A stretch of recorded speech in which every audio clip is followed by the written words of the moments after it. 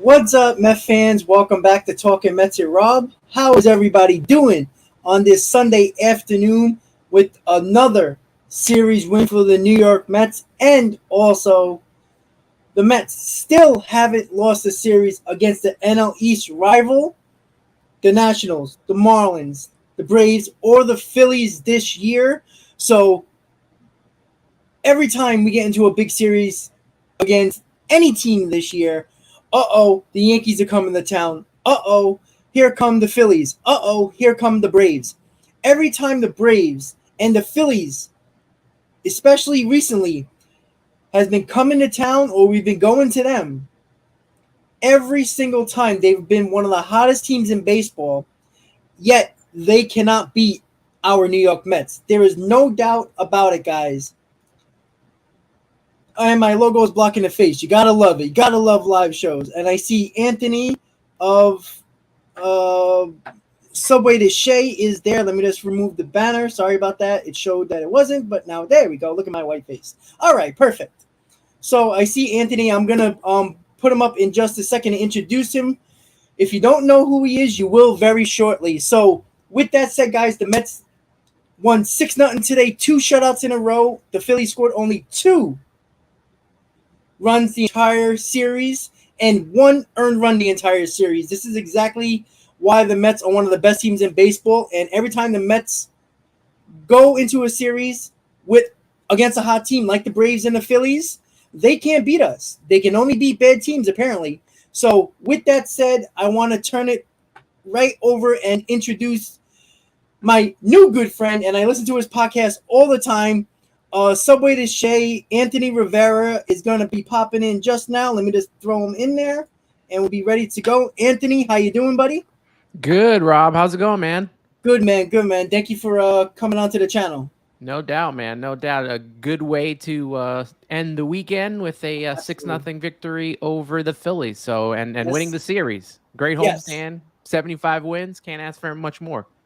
Absolutely, man. Absolutely. So if you don't know who Anthony Rivera is, Anthony, please tell him where to find you and what you got going on with your podcast. Yeah, so I host the Subway To Shea podcast.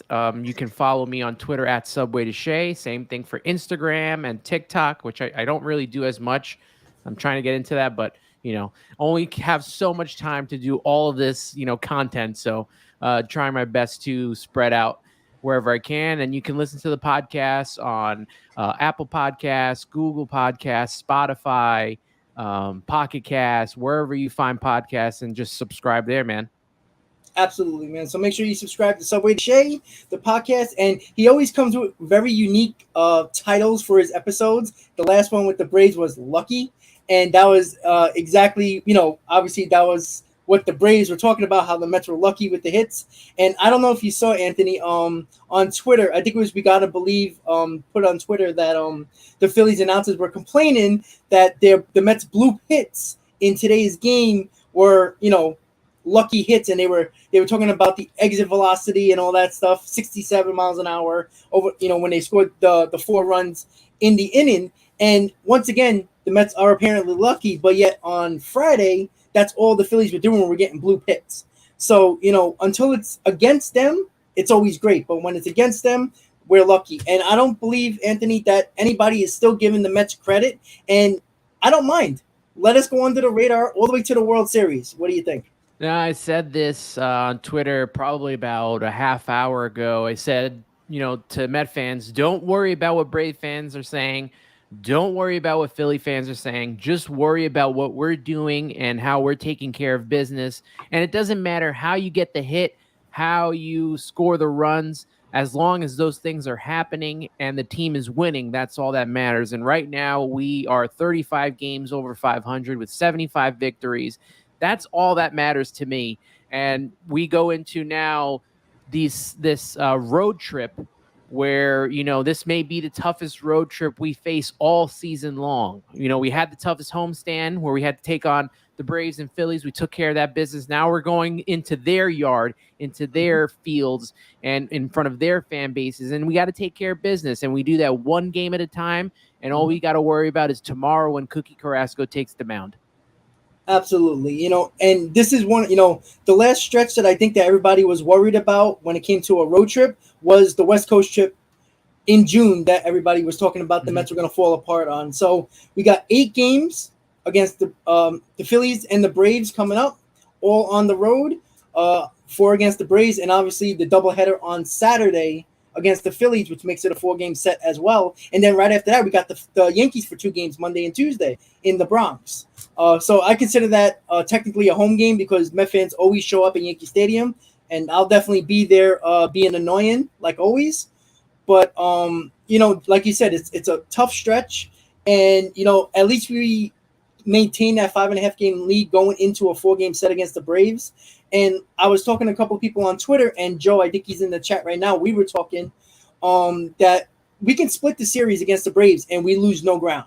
So, they have to win 3 out of 4 or possibly sweep. So they got more pressure than the Mets have. All they have to do in 2 games, and we have DeGrom and Scherzer going in that series at the end of the series, the last 2 games of that series. So yeah, the Mets could get swept and still not lose the division lead. Correct. So the way that they ended up right now and where they're sitting right now, they're in prime position to continue to roll. I know this is going to be probably the toughest week because they have 8 games coming up, and one of them is a doubleheader in Philadelphia. Mhm. So they're going to have to, maximize and play it smart. Just what Buck was doing today. He was talking during the press conference about, using Trevor Williams, who has been such a blessing to this team, coming out of the bullpen, starting when need to be. But Trevor Williams probably could have went another inning, or he Mhm. probably could have finished the game. But Buck was looking 3 or 4 games ahead to make Yeah. sure that he had him in line in case they needed him down in the future. Yeah, exactly, and that's the most important thing because I think we played 10 straight days in a row before our off day after the Yankee series. So yeah, we can't expect every pitcher, even though it's been common with the Mets, 2 runs or less, 6-7 innings every game, and you don't have to go into the back part of your bullpen, and that's the best thing about this team, in my opinion. That you see Trevor Williams. I mean, he's been a godsend for this bullpen. I mean, even when Scherzer went down, he stepped in the starting rotation. He wasn't pitching great, but nobody could have expected that Trevor Williams would be the guy we have in the bullpen right now. He's been one of our best bullpen guys almost Yeah. all year when he had the opportunity. So, and like you said, he could have went a couple more innings, could have finished the game, but you're probably going to need him at least once or twice in a series where maybe Walker won't have it, or maybe Walker has to come out in the fifth, or Carrasco might have to come out early. At least you got Trevor Williams, or anybody who comes out early in a game. You got Trevor Williams that can take you 2-3 innings deep and save your bullpen in a 10-game road trip and no days off. So let's hope that the Mets continue their dominance with 75-40 record, 35 games over. And I honestly think we're just going to split against the Braves because I think they have the pressure. I would love to take 3 out of 4. Of course, wishful thinking. But like I said, if we take a split, we come out of there still 5.5 games out, going into Philadelphia, which is not going to be an easy series, as you've seen in Citi Field. Even with Scherzer and DeGrom on the mound, it was difficult. I mean, we didn't score a lot of runs until today, and it was a close game. And once again, the Mets found a way to beat another hot team in the Phillies. Yeah, I don't know if Scherzer and DeGrom, definitely not DeGrom, will be pitching in Philadelphia. I think they're going to be pitching in the Yankee series following Correct. that because they pitch Wednesday, Thursday, Carrasco tomorrow. Yeah. I think Taijuan Walker on Tuesday. Tuesday. I really want to take tomorrow's game, especially since we're going against Spencer Strider and he opened his big mouth. So I really want to take that game. That one's an important one for me, and I just want to keep seeing Cookie Carrasco continue to, roll the way he has. He's proven so many people wrong, and Yep. he's just come back and pitched so well this season. If, I would have told you in the beginning of the season that the Mets would have, at this point in time, 2 pitchers with 10 wins each, or more than 10 wins, and they weren't Jacob DeGrom and Max Scherzer, I think everyone would have thought I would have been crazy. But we're here. Cookie Carrasco's got 13 wins. Yep. Taijuan Walker's got 10 wins. Both of them have been pitching well. Both of them held down the rotation when Scherzer and when we lost DeGrom. So it's not going to be easy for the Braves to get these games. So if the Mets can do what they did against Atlanta last weekend, they didn't really do it this much against Philly, where they, worked the count and worked, these pitchers. They didn't really do it in this series. This series that we just played against the Phillies. This is what you're going to see come playoff time, because where it's like short, low run scored games, great pitching on both sides. Philly played very well. Minus what Keith Hernandez said about the defense and how that all turned out, Phillies played very well. That's a team that I would, not kind of want to play in the playoffs. Obviously, I think we could beat them, but like when you get Bryce Harper back and when Schwarber's playing every game, that's a team to be reckoned with. So those don't take the Phillies so lightly just yet. Yeah, I agree. And the Phillies, ever since they fired Joe Girardi, somehow their defense got better. They just played overall better. I mean, that could just be a coincidence, but still, they have been playing better. Their defense has improved. But you even saw it today. Their defense comes back around to haunt them sometimes, but they're still a really good team. And again, with Schwarber and Harper coming back, I mean, it is funny how they actually played better without Harper ever since he's been down than with Harper. And I honestly think Harper's a toxic player on any team. I honestly think when he comes back, it's going to hurt them because I just feel like, you saw it with Washington. As soon as he left, the Nationals won. Ever since he's been with the Phillies, they have not been good. Again, if that's Joe Girardi, I just think that he's not the type of player. Yes, he won the MVP last year. I don't think Harper's the type of player that makes players around him better, like Francisco Lindor, like Pete Alonso, like Max Scherzer, who I think puts another level to the pitchers. Like when they see him dominate, they want to go out and dominate. I don't think that teammates of Harper get that, okay, look what he's doing, I'm going to do the same. So, again, Harper's a great player. We all know that. I mean, he's probably going to be a Hall of Famer, most likely. But the Phillies can beat anybody just like the Mets can beat anybody. And we saw you can be the best team in the postseason. That doesn't mean you're going to win. It's the team that going into the postseason hot that makes all the difference in the world, like the Braves did, like the Dodgers in 2020, like the Nationals in 2019. And listen, let's keep on the NL East trend, right? Let's get on that train and win a World Series just like the Nationals and the Braves did, because nobody thought the Nationals or the Braves would win a World Series in those years that they did.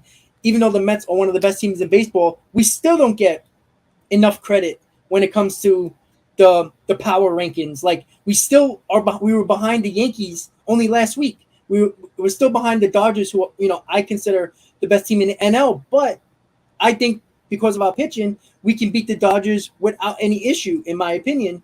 But the team to beat is the Houston Astros. But at least we don't have to worry about them until the World Series. Let's hope we get you're not going to get any credit, from any, Yankee fan or anything else, because obviously they've won. They'll always talk about the 27 championships and, they're the big brother in New York. And you're not going to get any respect from any NL East fans because every team in the NL East has already won a World Series, if not once, at least twice since the last time we've won a World Series. So you're just not going to get that respect from those teams. What you got to do is every day keep going out there, keep plugging away, keep winning games, and then when it comes postseason time, the records go out the window. What we did during the regular season, it really doesn't mean much. It gets us there, it gets us to the postseason, but then we have to take care of business in the postseason. So if they can continue on with this, continue with the great pitching, they have a great closer and timely hitting, that's what's going to get the Mets to winning, hopefully, the World Series this year. Yeah, I 100% agree. And like you said, you got to throw out the records. How many times were the Dodgers and the Yankees having one of the best records in baseball, having over 100 wins, and they get picked off by a team that just plays well? And it's like I said, in the postseason, it comes down who pitches well, which bullpen actually holds up in the postseason, and timely hitting. And just like you said, it really doesn't matter about records. It's just a matter of who you're playing at the right time and how you're playing. And, I believe somebody was saying, I think it was Anthony DeComo was talking about if the Mets stay the number 2 seed in the NL, that they get a better postseason bracket. Like they might not have to worry about the Padres or the Dodgers or another team. They might get the Phillies or the Brewers or something like that, or the Cardinals. And I looked at that, I was like, okay, that's great and all, but that doesn't mean that team can't beat us. So, what happens if Carrasco doesn't pitch well, or if Bassett doesn't pitch well, even though most of these guys are going to probably be in the bullpen, because you might go 3 starters in the NLDS, and depending on what pitch you want to have your 4th starter in the NLCS, you're going to have somebody in the bullpen. But it comes down to timely hitting, good pitching, and basically good defense. We've seen the Mets in years past, when they do make the postseason, their defense could mess up everything like they did in the World Series against the Royals. But I think this team all around is just dominant, except for the bullpen. I don't know how you felt about the Mets going out and only getting Givens in the bullpen, which kind of pissed me off a little bit, but I wonder how you felt about that. Yeah, that was the biggest problem, more than, not getting a big bat, because they were able to get these, versatile players to, play in the lineup. And it's kind of meshed well. We were seeing what Daniel Vogelback's doing. He had a home run today, but that bullpen needed a lefty And we're seeing the problem we saw during today's game. I mean, as well as he pitched, what was it, a week ago, where he pitched 2 innings against the Braves, that, is not enough. He's got to be a little more consistent. We're seeing Michael Givens pitch a whole lot better since his, that first outing he has, but Joely Rodriguez has not been consistent at all. And then I posted a tweet about, he gives up 2 hits, then he strikes out 2, and then he walks. That's been him all season long.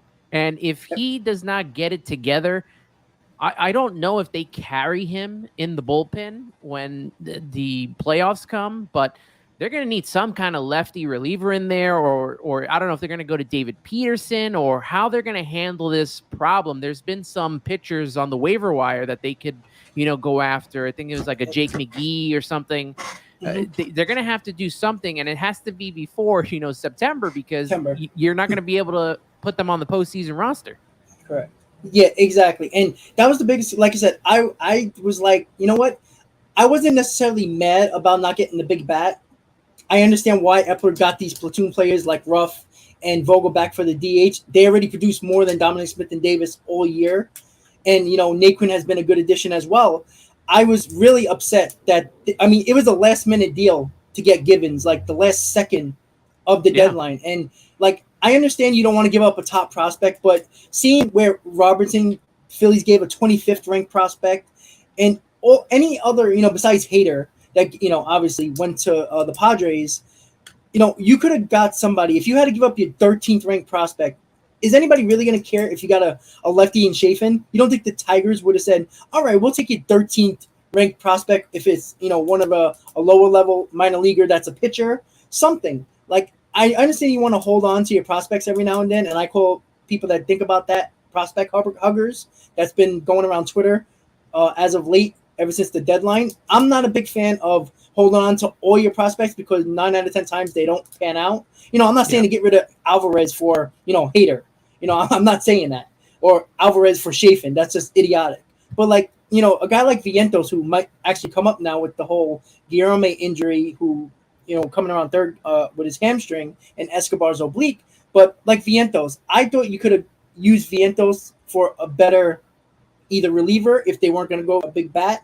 But then when you saw what relievers went for that was not named Hader, the Mets could have done something. And I think Epler didn't want to pull the trigger because they were so scared about the Pete Crow Armstrong deal with Baez that they didn't want to make another silly mistake like that.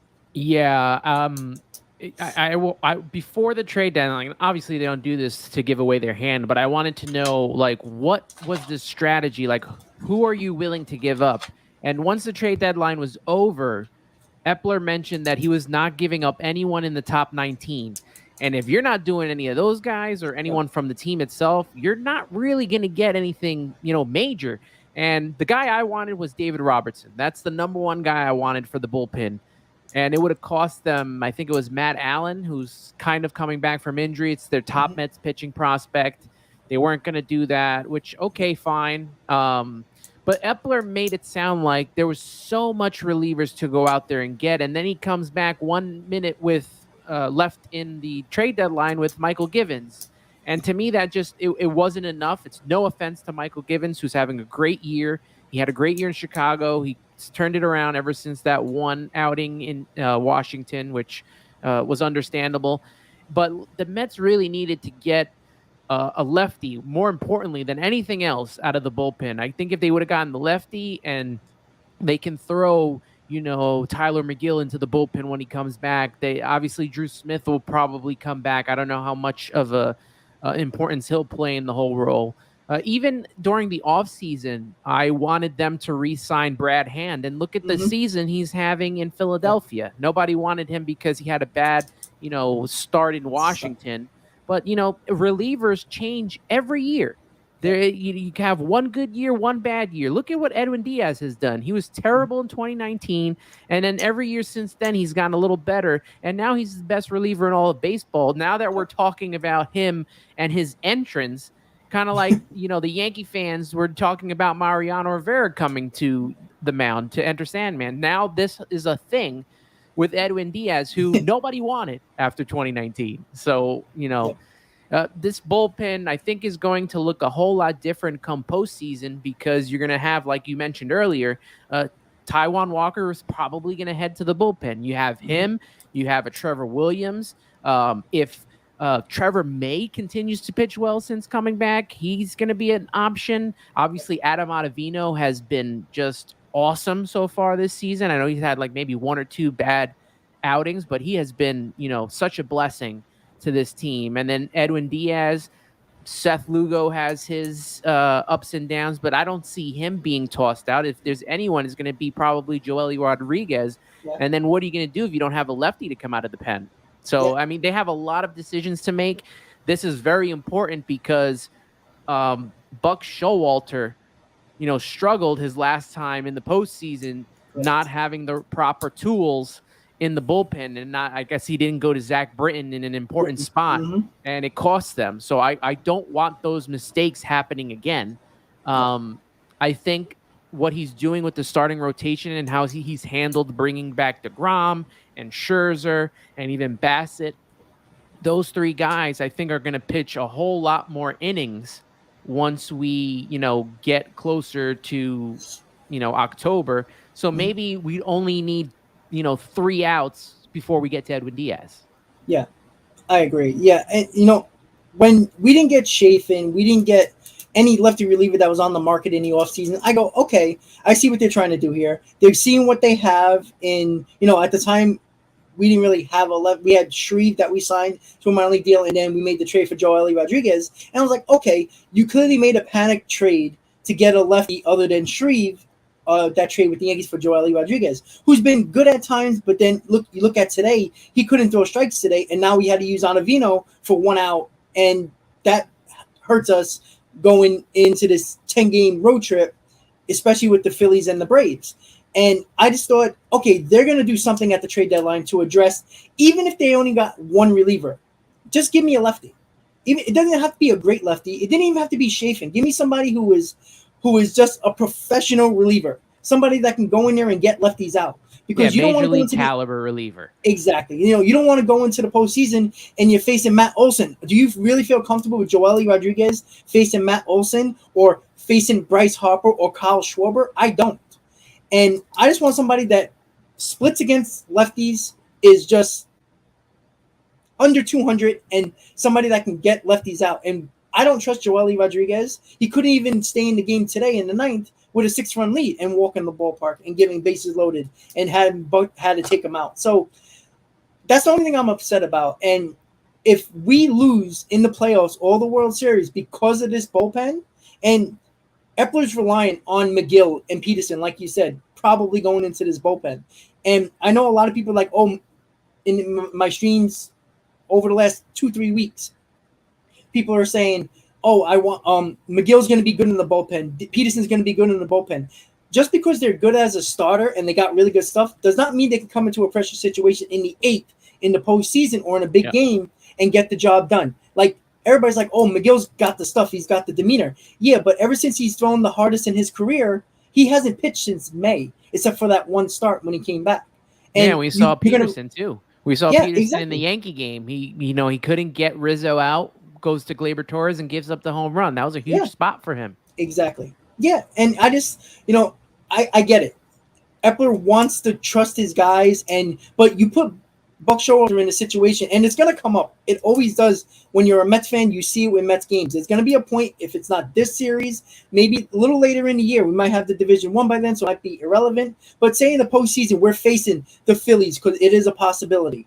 It's based on the wild card. If we face the Philadelphia Phillies, and it's the 7th inning, and you got Schwarber and Harper back-to-back coming up in this inning, here comes Joely Rodriguez, because Buck's going to put him in. I don't think he's going to go to anybody else, most likely. Yeah. And at least put him in. And if you put him in, you got to put him in because of that 3-batter rule. You got to keep him in. So if one or two of these guys get on, now you got to have a right-handed batter probably coming up for Joely Rodriguez, who is not very good against right-handers. And that's the problem that I think we're going to have. And, Peterson could be that guy, but that's a big if. That's, like you said, with Torres giving up that home run, what can you really do? And it's like, I don't trust Peterson as much as I might trust McGill, but McGill's injury this year scares me. And there's no guarantee that McGill's going to stay healthy in the bullpen, who might get up very quickly in the bullpen to get up and then come out. He might not be as warm as he is if he's coming out to start a game. And Peterson, you saw, he's hit or miss. And if Epler's relying on that, I just hope it doesn't backfire in the playoffs. Yeah, absolutely. And, McGill coming back from injury, they're not going to put him in any pressure situations, right from the start. He's got to work and build his arm back to, what it was in, April and May. So, he's not going to be just thrown in there like that. He may miss being a part of that team during the postseason. If Trevor Williams continues to pitch the way he's doing, I would not, swap him out for anyone that's coming back. He's a very important piece to this team. He can get 3 outs. He can get 6 outs. He could start for you. That's something I don't want to mess up. That's doing so well in the bullpen. You got to keep the guys that continue to, prove their worth. Obviously Edwin Diaz has done it all season. Ottavino has done it all season. Trevor Williams. I really need to see Seth Lugo step up his game. I mean, if he can be what he was in 2019 and just flip that switch, I mean, the bullpen would be elite at that point. Just having those three, we were missing a setup man, and Seth Lugo is the guy we thought that was going to take that mantle and then also be able to come in and get a save every so often. Mm-hmm. And he's kind of just been up and down all season long. If he can get back to where he was in 2019, that's a big, big help to the rest of the bullpen. Yep, absolutely. Lugo is definitely the X factor in his bullpen, minus a lefty that we desperately probably are going to need, but we can't really do anything about that at the moment. And Prey Peterson is that second guy out of the bullpen. But yeah, Lugo is the X factor for real. Lugo, ever since that Yankee game, when he came in, I think it was the first game of the series, he been very good ever since. And if, like you said, if he can be that guy, does he have to be at the 2019 level? I mean, it'd be great. But if he's just a very good reliever and just get them outs when you need them and maybe be our setup guy. Now, when you have Trevor May, who looks good ever since he came back, Lugo into Diaz, well, now you got a three-headed monster going into the back of your bullpen at the end of games when DeGrom, Scherzer, and Bassett can all easily pitch 6 innings, possibly 7. And when you get that in a postseason with a really good bullpen, or at least 3 guys in the back of your bullpen, well, guess what? You're not going to lose a lot of games. And I really do hope that Lugo can continue his better year second half than he had in his first half. And with Trevor May, who looked really good yesterday, blowing people with his fastball, and his slider looked nasty. So that's a good sign for Trevor May. If he's healthy, we saw what he did with the Twins. He's very good.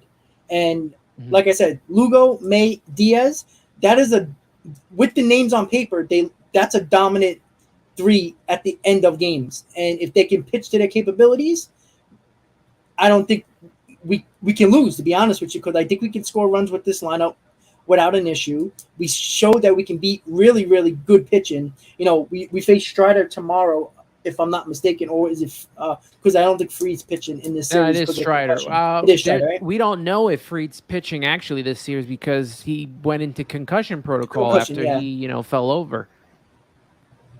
So he might not pitch at all this series, which is a big blow for the Braves. Yep. Yeah, I agree. And again, the Mets, except for this series besides Wheeler, but with Nola and even Ranger Suarez, we didn't play Mets baseball like we have offensively this entire year. Because I said the keys to the series against the Phillies was what the Mets have been doing offensively, which is working the counts, increasing the pitch counts of the starters, getting them out of the games early, so the team has to use a lot more of their bullpen, which when you use more of your bullpen, you're going to have to use guys you do not want to use in a game, in a big spot.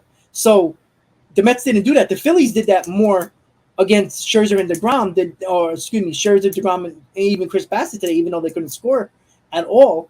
They worked the counts of those pitchers, and I thought the Mets were going to do that, and they didn't. And they still won 2 out of 3 without performing to way I think the offense could perform.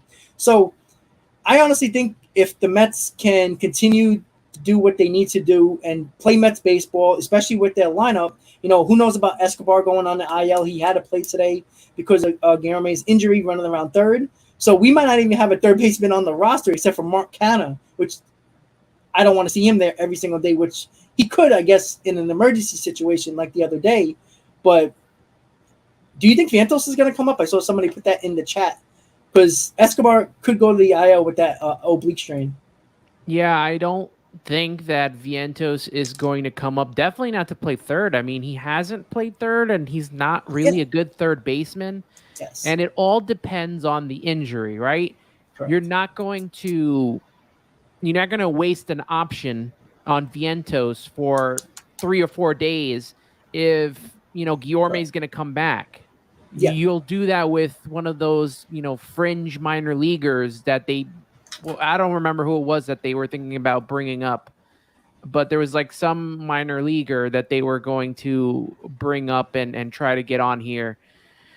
I don't think they'll waste a call up on Vientos because that's an option. And now in baseball, up to 5 options, and then the players can, hit the waivers. So they're not going to play that game anymore where they're just going to bring up minor leaguers. If it was a serious injury and he was out for the rest of the season, or if they lost like Darren Ruff for the rest of the season, I would think that maybe he would come up, but I don't see him coming up. He may be a September call up, but if Guillorme is not seriously hurt, then he's probably not going to come back. And we saw Eduardo Escobar play today. He only batted from the left side, even against the lefties, so he can't hit righty right now. I think he might just going to continue to hit the way he did today and play through it. Yeah, I hope so. The only thing is, he's been really bad left-handed this year, and his best offensive splits have been right-handed, and he can't bat right-handed, like you just said. So I honestly think it might be a smart move just to put Escobar on the IL because you don't want to lose him for the rest of the year, possibly longer. And with oblique strains, and he's not 26 years old either, they take a while to heal. And I would even play games with Escobar because I think you only use him in the lineup now when he's facing a lefty, and Guillorme when there's a righty on the mound. So if Guillorme is gonna be okay and only needs a couple of days, I would actually put Escobar on the IL and give Vientos a shot, only because the fact that, look, he doesn't play good defensively, and I think people forget that, considering the fact that everybody wanted Vientos to come up over and over again, and everybody didn't want to trade Vientos for whatever, a big bat or a big reliever, because they didn't want to give up Mark Vientos, which is comical to me because the fact that he's not very good defensively, he's blocked by Beatty, he's blocked by Escobar, blocked by Guillorme, and he really doesn't have a position. He's basically a glorified DH, and he's your number 5 prospect. He can hit for the best of them, but if he can't play a good defensive third base, so now you hurt your defense with an amazing starting rotation, and on top of that, you're going to trust him to be that right-handed bat that everybody thinks that he could be in the majors. Yeah, it's going to be a tough spot to put the kid in. Putting Vientos in a tough spot to hit, righty is probably not the best thing to do at this time in his, learning process. And look what the Mets did with Michael Conforto. They kind of rushed him up here. They needed a spark. They needed a bat, and he hit well for that rest of the way in 2015, but 2016 came and it like changed him, and then he was up and down for the rest of his career. I know he had a good 2020 in the short season, but 2021 was probably the worst year of his career. So I don't know if you want to mess around with doing that to Vientos. Yeah, I think that's the concern that the Mets front office have because everybody thought they were going to bring up Alvarez when the whole catching situation was a mess, and you cannot bring up Alvarez in this veteran rotation and expect him to do well, and then give us that bat that we needed at the time. And the same thing with Vientos. There's a reason why the Mets front office is not bringing up Vientos, not bringing up Alvarez or Beatty or whoever else you thought they were going to bring up. That's why they're not even they were bringing up guys like Plummer and signing guys off the strap heap or getting guys like Nate Quinn Vogelback and Ruff, so they don't have to bring up those guys in the minors. I mean, maybe their hand has to get forced and they have to bring up Vientos because maybe Guillorme and Escobar have to go on the IL because the injury is more worse than we think. Especially, look, I think Escobar is going to go on the IL because you can't have him only batting left-handed and hurting your lineup when he can't hit left-handed anyway right now. So I think the fact that one of them are probably going to go on the IL, I actually think they're going to probably have no choice and bring up Vientos just as either a big battle off the bench or, he's not really needed in the DH spots with Ruff and Vogelback. So, again, he's not very good defensively. And when you see Guillorme and Escobar play at third base the way they have defensively, I mean, you're going to see a drastic difference when Vientos plays third base. I mean, he's a good bat, can probably hit 20 home runs in Major League in the pros. His bat probably will play. Again, we don't even know that. I don't think you want to mess around with the defense with the starting rotation we have. So hopefully they don't go on the IL and they can work through it just like McNeil has this whole year. Marte, who took a couple of days off when he could have went on the IL. So there's a lot more that I think that we have to wait and see. They're probably going to go for MRIs, or at least Luis Guillorme is. Hopefully it's not that bad because it did not look good. He was hobbling around third and going down the stairs in the dugout. He looked like he was barely putting pressure on it. So let's hope that they're okay, because as much as Escobar hasn't been good this year offensively, he's still a big leader on this team. And losing him for 2 weeks, say, not saying it's going to hurt us big time, but, having Guillorme and having Escobar has been a big, big difference on this team. But I even if we don't have them, I still think the Mets always find a way to do well. And you know what? We haven't lost a series against an NL East team yet this year, and I don't expect it's going to happen against the Phillies and the Braves, buddy. Yeah, this team continues to find ways to win when their players are hurt. We saw it with them losing Scherzer and DeGrom being out for most of the season. Francisco Lindor dealt with a hand injury. We've lost, Pete got hit in the hand once. Marte's had hamstring injuries. They've dealt with injuries all season long. And this stretch, they've kind of stayed healthy as much as they can.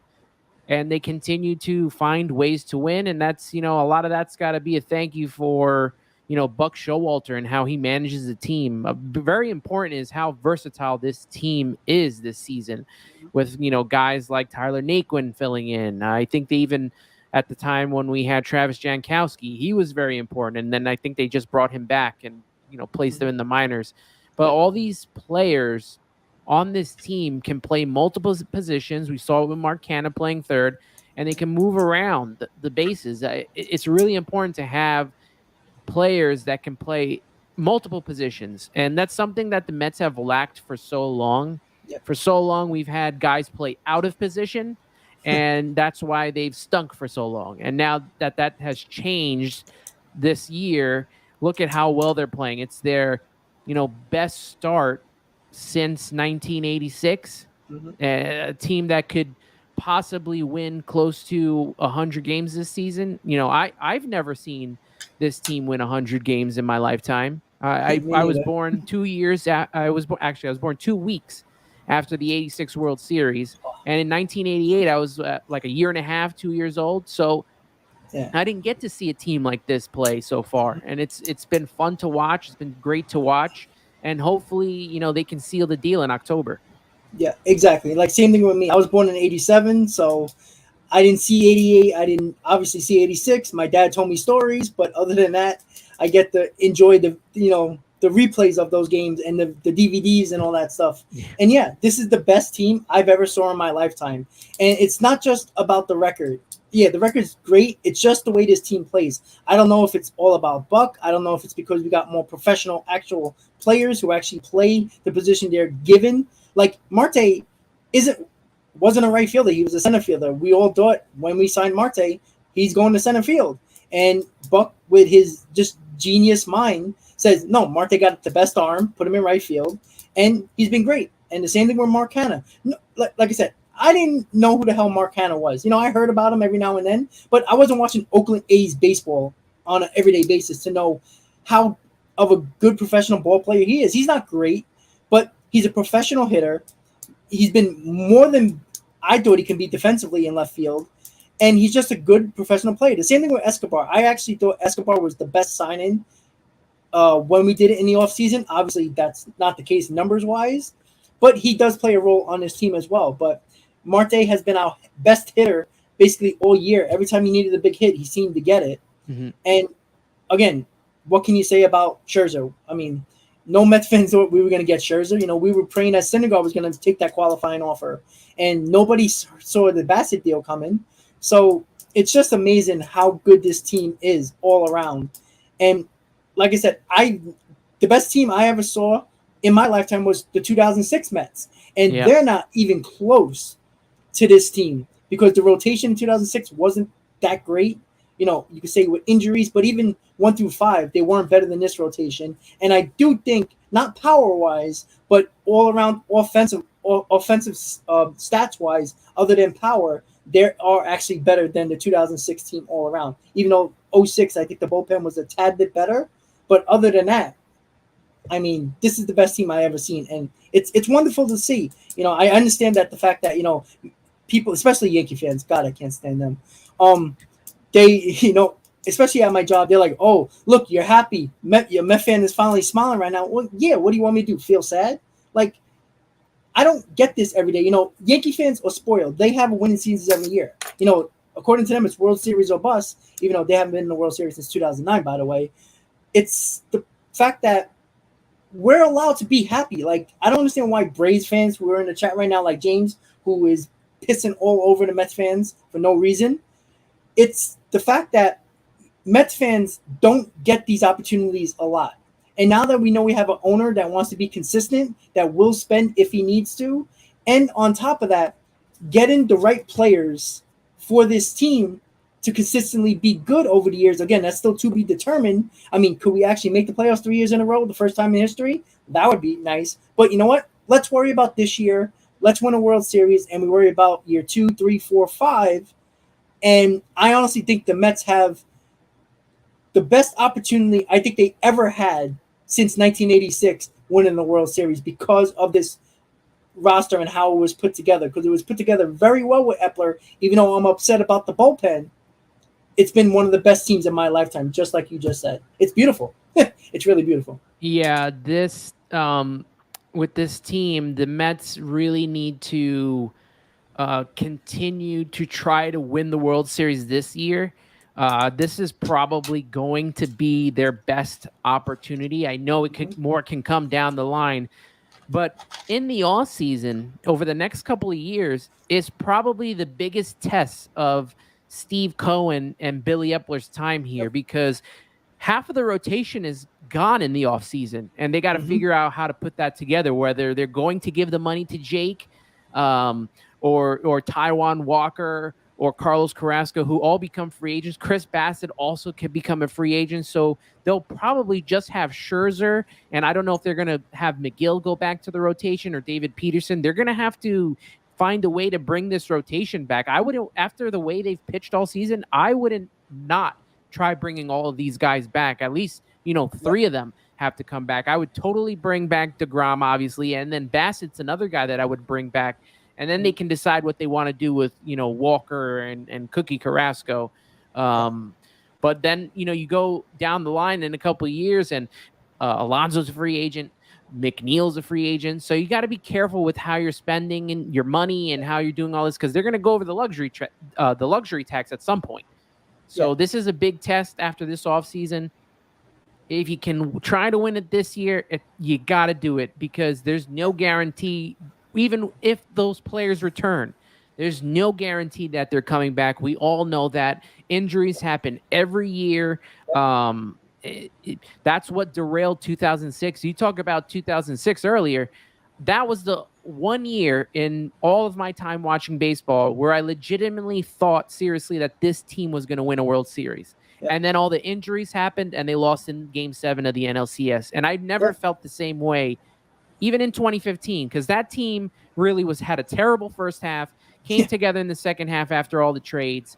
But no team has been as dominant since 2006 for Mhm. this Met team this year. Not even in 2000, not even in 99, because the Braves were just awesome those years, and they had the three-headed monster in pitching, kind of like we have now. They had Yep. Smoltz, Glavine, and Maddox. So Yep. pitching goes a long way. You see it there with the Braves and how they've done it for so long, and hopefully the Mets can be consistent and not, make the playoffs 1 year and we won't see them in the playoffs for another 8 years. And then they go twice and then another decade goes where we don't see them in the Mhm. playoffs. They need to be consistently in the playoffs every season Yeah. so they can have these opportunities to Yeah. go to the World Series. But if you're going to try to win the World Series, this has got to be the year to do it. You don't know if DeGrom's coming back.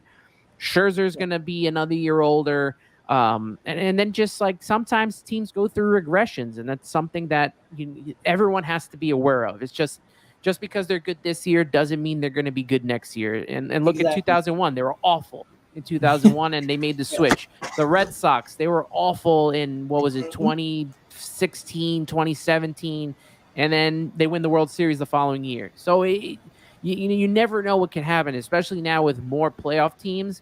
There's no reason why this Mets team should not be a consistent contender with the Yep. addition of more playoff opportunities. Absolutely, and you make a great point about all the free agents we have, and you made two great points right there. When one, all the free agents we have, you don't know who's coming back, so the team could look drastically different in the rotation and possibly even a lineup with Nimmo being a free agent. And then the second thing you said, there's no guarantee that you're going to be as good as you are this year. There's probably about a 50% chance that we're going to have just as good as record this year that we might next year. And there's no guarantee. Again, with injuries and everything you said like that, that's why when people talk about prospects and what about 5 years from now? Well, guess who's not going to be here 5 years from now? Jacob Degrom's going to be close to 40. Who knows how well he's going to be if he stays healthy? Scherzer's going to be gone. Carrasco might be gone. Walker might be gone. So you're going to be worrying about possibly Matt Allen being healthy and coming up, or Ziegler, and you might have McGill and Peterson, but you never know what's going to happen year after year. And I hate when teams say, "Oh, we'll be back next year." Well, what happened? Like you said, what happened in 2001 with the Mets? They were awful. What happened in 2016? The Mets made the wild card in the last couple of weeks of the season, and they didn't get past the Giants in the wild card. So you never know. We had Generation K, right? That was supposed to be bringing us back in the 90s Mm-hmm. to stardom and bringing back the 80s team to beat, and the Mets are back and all that stuff. And that didn't happen. And then another Generation K with Harvey and DeGrom and Syndergaard, Matz, all those guys. And it was supposed to be giving us this long sustained success, and it blew up in our face. And we haven't made the playoffs since 2016. You have to look in a smaller scope and look at this year. If we are one of the four best teams in baseball, that's good enough for me to say do what you have to do to go all out and win. Not saying give up Alvarez or Beatty, but if the Mets would have got more bullpen arms, this team would be 100% complete with the rotation, lineup, and bullpen. The problem with this trade deadline and trading away your prospects was there was really not one player worth giving up any of your major prospects for outside of Juan Soto. And the Agreed. Nationals were not going to give us Juan Soto. I mean, would you trade like I don't even, as much as I wanted David Robertson, I thought he should have been the number one target. As much as I wanted him, he's going to be a free agent this coming off season. I don't know if I'm willing to give up another big piece, which I could use later on down the line for maybe a different trade. Look at what Epler did the weekend of the trade deadline. He went to go talk to Anaheim about Shohei Ohtani. And eventually, Anaheim came down and said that they weren't going to trade him. But I'm pretty sure he gauged interest and said, you know what, maybe we could revisit this in the offseason. There'll be a lot less to give up Mm-hmm. because, Yep. 1 year there's left. not this desperateness to get a bat or a piece to add. Maybe they can get him in the offseason and put a Vientos in a package. Matt Allen can go in a package for a Shohei Ohtani, who they might be able to keep and have for a couple of years instead of giving a David Robertson, who you don't know if he's going to come back. And for a bullpen piece who, every year they change, whether they can have a good year 1 year. I mean, David Robertson has had some off years. This has been his like best year in a really long time. So to have it, have him in the bullpen just for half a season and giving up a prospect, not just to give up a prospect, but a prospect that you can use to get an even bigger piece in the offseason, kind of like what the Mets did to get Chris Bassett. No one saw that coming. Nope. And, somehow the Mets got him. And that's a very important piece that has kind of really gotten, not as much talk. I mean, the Mets landed him as soon as we came back from the lockout. They made that trade. Could you imagine the rotation without Chris Bassett? Right, it would be totally different, right? There would be a lot more importance on Cookie and on Taijuan Walker, and then they had lost DeGrom. Peterson would have been a part of that, and who knows who else they would have to bring up like they did in 2001. So, it has to be a part of the right trade. Now, it never works out all the time. Like I'm not a prospect hugger. I've been through the Fernando Martinez and the Lastings Millages of the world. We've seen, the Alex Ochoas and all of these guys who just, kind of flatlined and never made anything of themselves. Yeah. So holding on to prospects is not my thing, but I do get the strategy and not giving them up for a rental, not giving them up for a reliever, but waiting for a guy like, as Juan Soto. I'm sure that the Mets would have made that trade for Juan Soto, if it was available to them. Yeah, but absolutely. Mike Rizzo didn't want to trade him in division, and I totally get that. So they traded him to the Padres, and now the Padres need him because of what Fernando Tatis Jr. did. So, that getting Soto doesn't guarantee anything for the Padres. They're not even a playoff spot right now. I think it's Philly. Aren't the Phillies? Philly got the third spot right now. And the Braves have the other spot. Yeah. So nothing is guaranteed. And right now, as much as they're in our division, the Braves and the Phillies can take the Padres. I think. I really do. They're not. I know over Twitter the last week that they've been on us about luck and all this stuff, but to be fair, the Braves are the world champions. I never doubted that they would not turn their season around after that rough stretch. I always thought that they were going to somehow come back from that, and they have. So it's not going to be easy to win this division from the Braves. There is no end game yet at all either. We can take 3 out of 4 from the Braves or split with the Braves, and they can still somehow find a way to come back. Until we win the division, it's just not over yet, or until that magic number begins. It's never over. We saw that in 2007. We saw that in 2008. So they're as much in this. The Phillies are in this as well. They've proven a lot to me during this weekend that they've turned the corner. And they did all this weekend without Schwarber. So, I mean, don't take the Braves or the Phillies lightly. I mean, the Marlins are out of it. Nationals, we know, are out of it.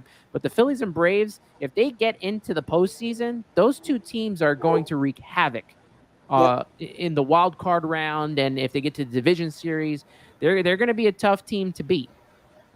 Yeah, I agree. And, in my preseason predictions for division winners, I picked the Braves to win the division.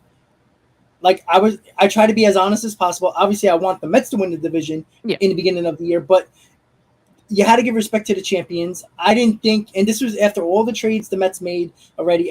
The rosters were ready to set. I think it was like 2 days before opening day. That's when I did my prediction. So, I expected the Braves to win the division by like 2 or 3 games. I think I gave them the Mets 96 wins and the Braves 98 wins. So, and that's around the range where both teams probably would be. I think the Mets can win over 100 now. But, to be realistic, the Mets can go 500 and still win 98 games.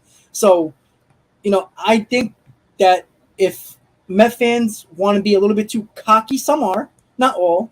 I can see you're realistic when it comes to don't turn your head against the Braves because they can slap you in the face real quick and then all of a sudden they're a game behind again and now there's 30 games to go.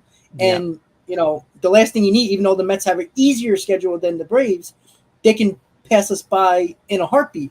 And because of years past, choke jobs by the Mets, we know in 07 and 08, Met fans always had that in the back of their mind. Again, never had a team like this before, but we still have it in the back of our mind. The Braves are good.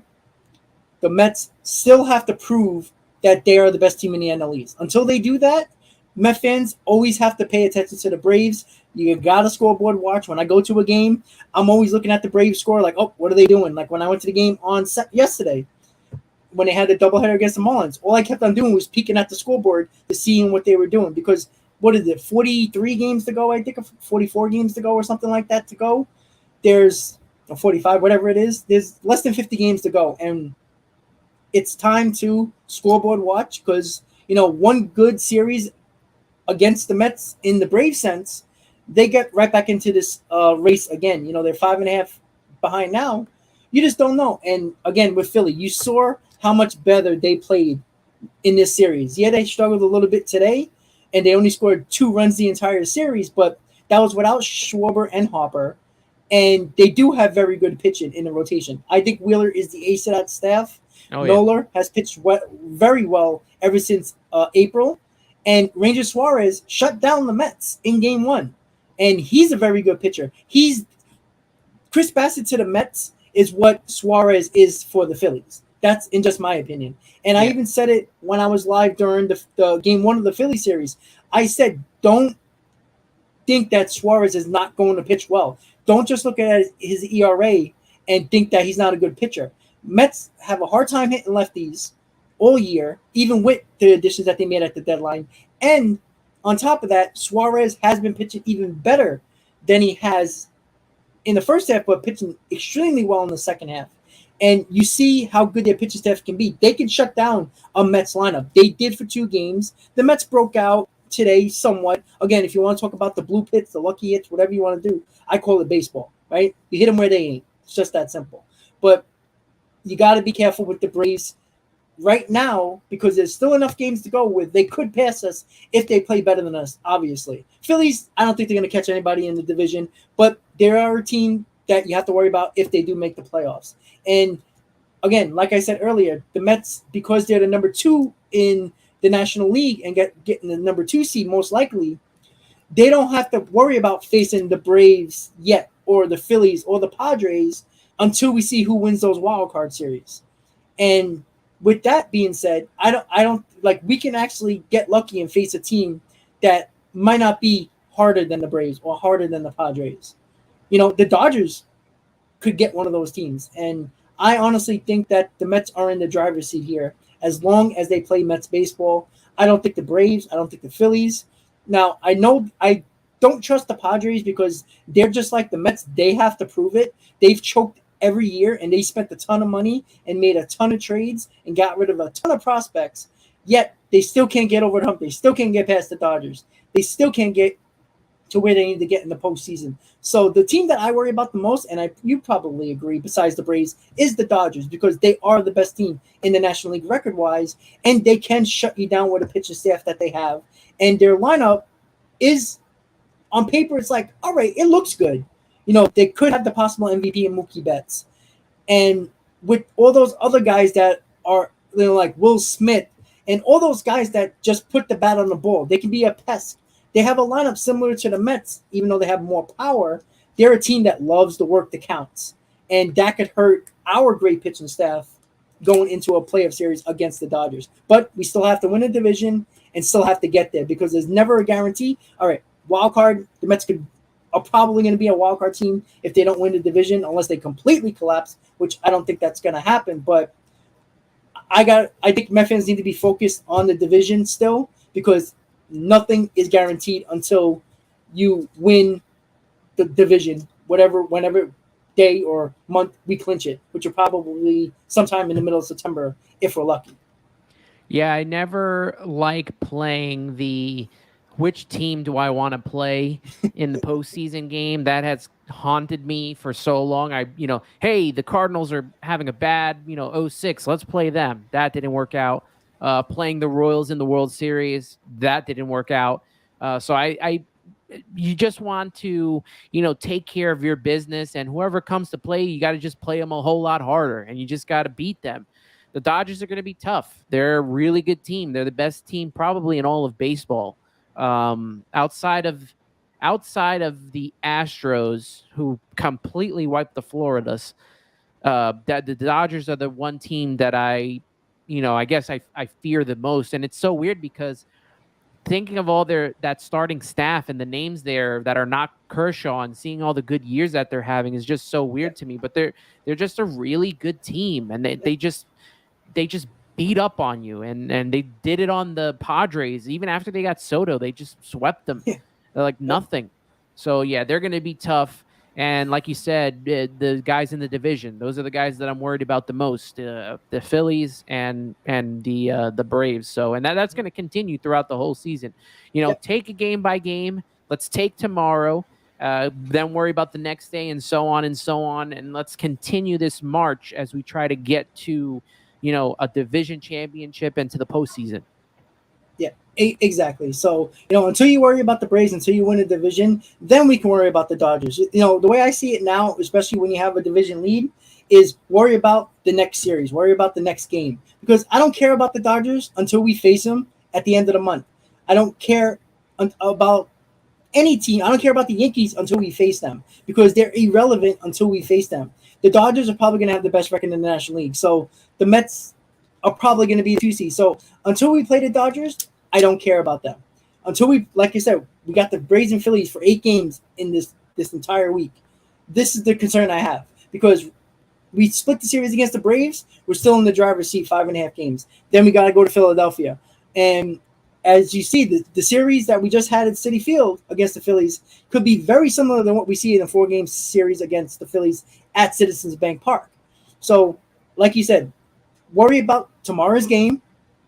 You said Cookie's on the mound tomorrow, right? Cookie's on the mound tomorrow. Yeah. So worry about Cookie on the mound with Strider on the mound. Again, the Mets took care of him the last time, but that doesn't mean he won't pitch a gem against the Mets this time. We just don't know. But worry about tomorrow's game because that's the most important one on the schedule. And when we get the Dodgers at the end of the month, we'll see how we line up.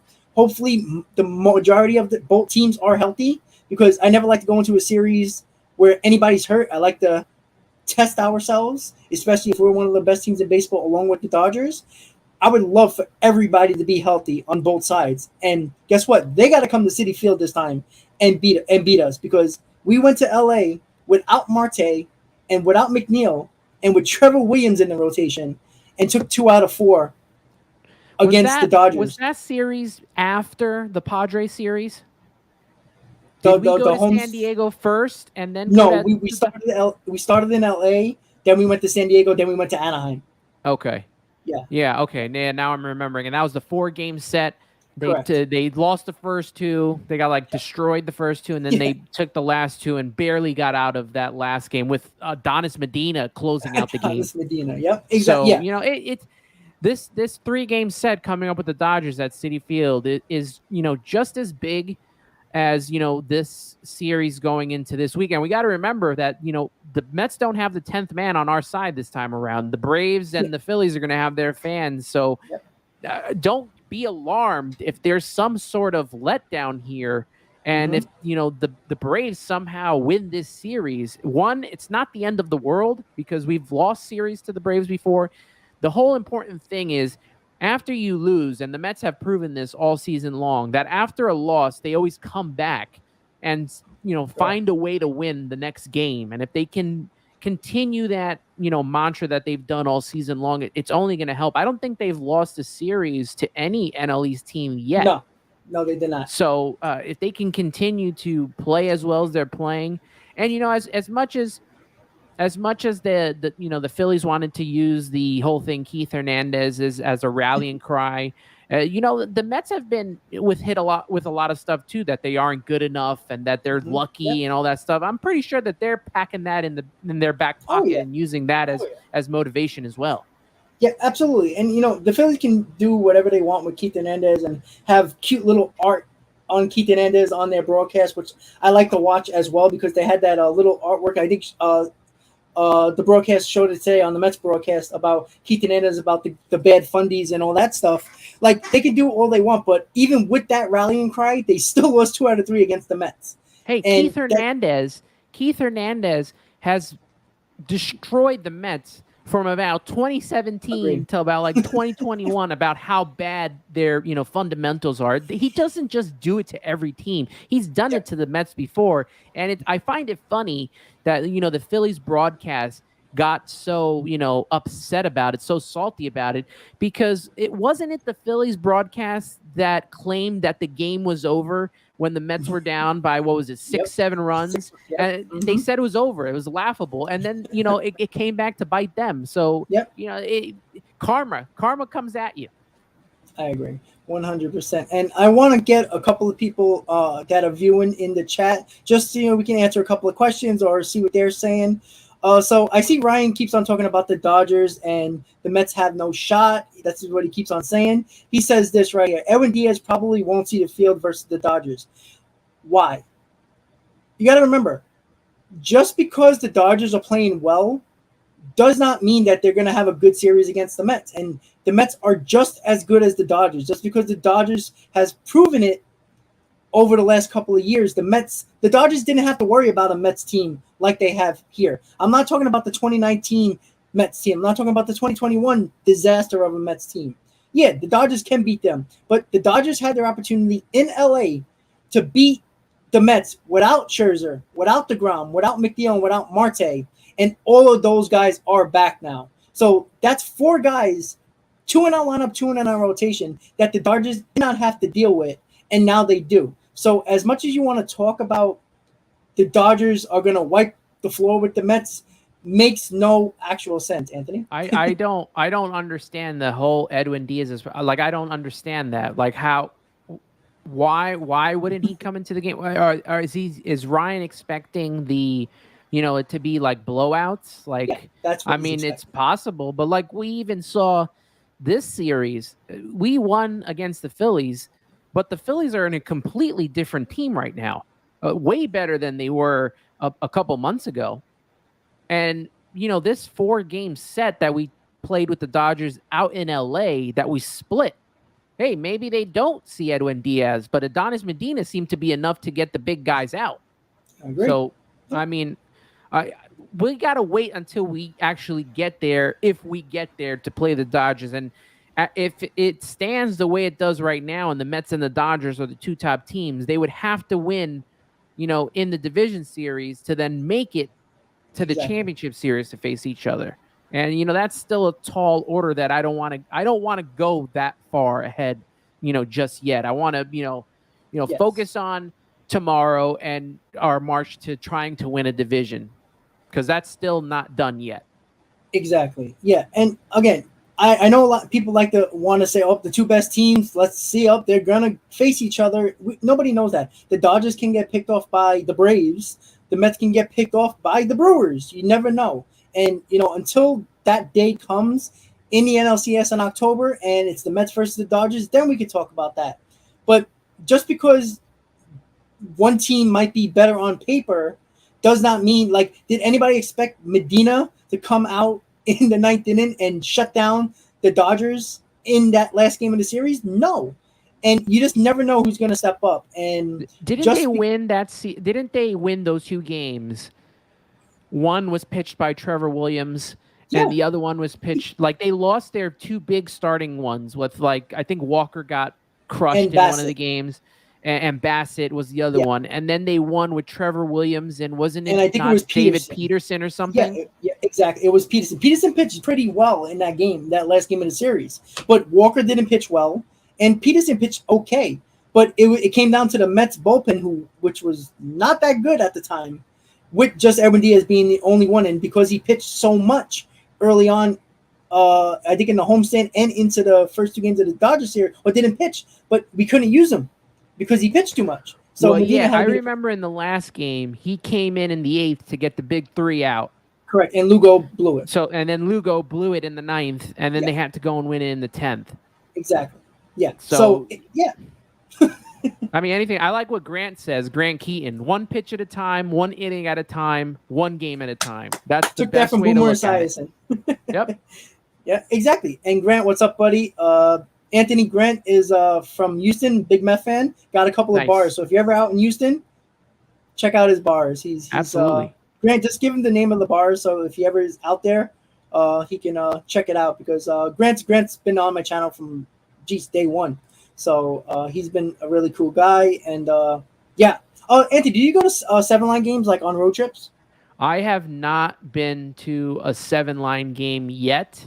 Okay. Um, I hear it's a lot of fun, Yeah, but I have not been able to go on any of the road trips, or I don't think I've gone to any of the home games yet either. I just try to get tickets whenever I can. It's yeah, hard to get it for those days sometimes that they do yeah. their special outings. Yeah, I agree. Yeah, I'm going to Philly next week with the seven line. They're handing out there on the Saturday afternoon game, the first game of the doubleheader. So, okay, so it's Heights Drive In and Lazy Oaks Beer Garden.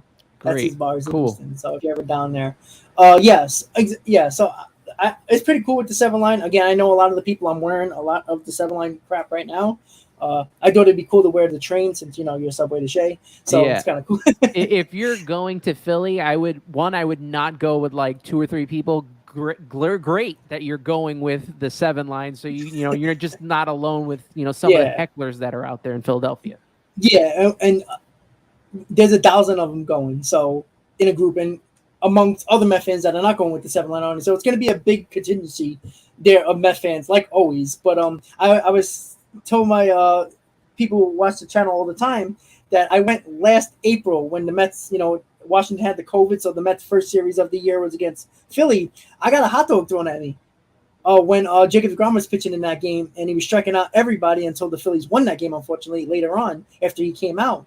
But I got a hot dog thrown at me, and I turned around. I was like, "Yo, where's the ketchup?" Like it's tough in Philly. It's tough, but I love going there, and it's going to be with a lot more Mets fans that this time. So I'm I mean, not it's going a to be beautiful alone. ballpark. It is. It's one of my favorite ballparks. Yeah. It's not aesthetically beautiful like I say it's like a San Diego or a PNC, but it's a nice ballpark. They got good food. The surrounding area is very nice with the casino across the street and all the restaurants and bars, and of course the other the stadiums and arenas that are around with Lincoln Financial and what is it, the Wachovia or whatever the hell it is for the arena for the Sixers and the Flyers. So it's a nice ballpark, and I can't wait to go next weekend. But it's going to be look if I think if the Mets just play Mets baseball, they can easily split the series against the Braves. With I think even having a subpar series, they can probably split a series against the Braves. And the Phillies, I don't know. I think the Phillies are actually playing better overall than the Braves, considering the fact that the Braves only seem to beat bad teams, and the Phillies have been shown to actually play a lot better against better teams. Like they played well against Atlanta. They obviously played well against us in this series. I think the bigger challenge is going to be against Philadelphia because Philadelphia has a lot more to prove than the Braves. The Braves are going to make the playoffs in that wild card. I don't think they necessarily think they need to win the division to go long in the playoffs in the Braves' mind. But the Phillies, there's no guarantee they're making the playoffs. They have to take 3 out of 4 against the Mets. They have to try to sweep because they got to stay ahead in the wild card to get a chance to make the playoffs. So I think the Phillies are going to be much more of a challenge because I think the pressure is more on the Phillies to continue to win and win much more to stay in a playoff spot than the Braves, who are basically almost set in stone to make the playoffs.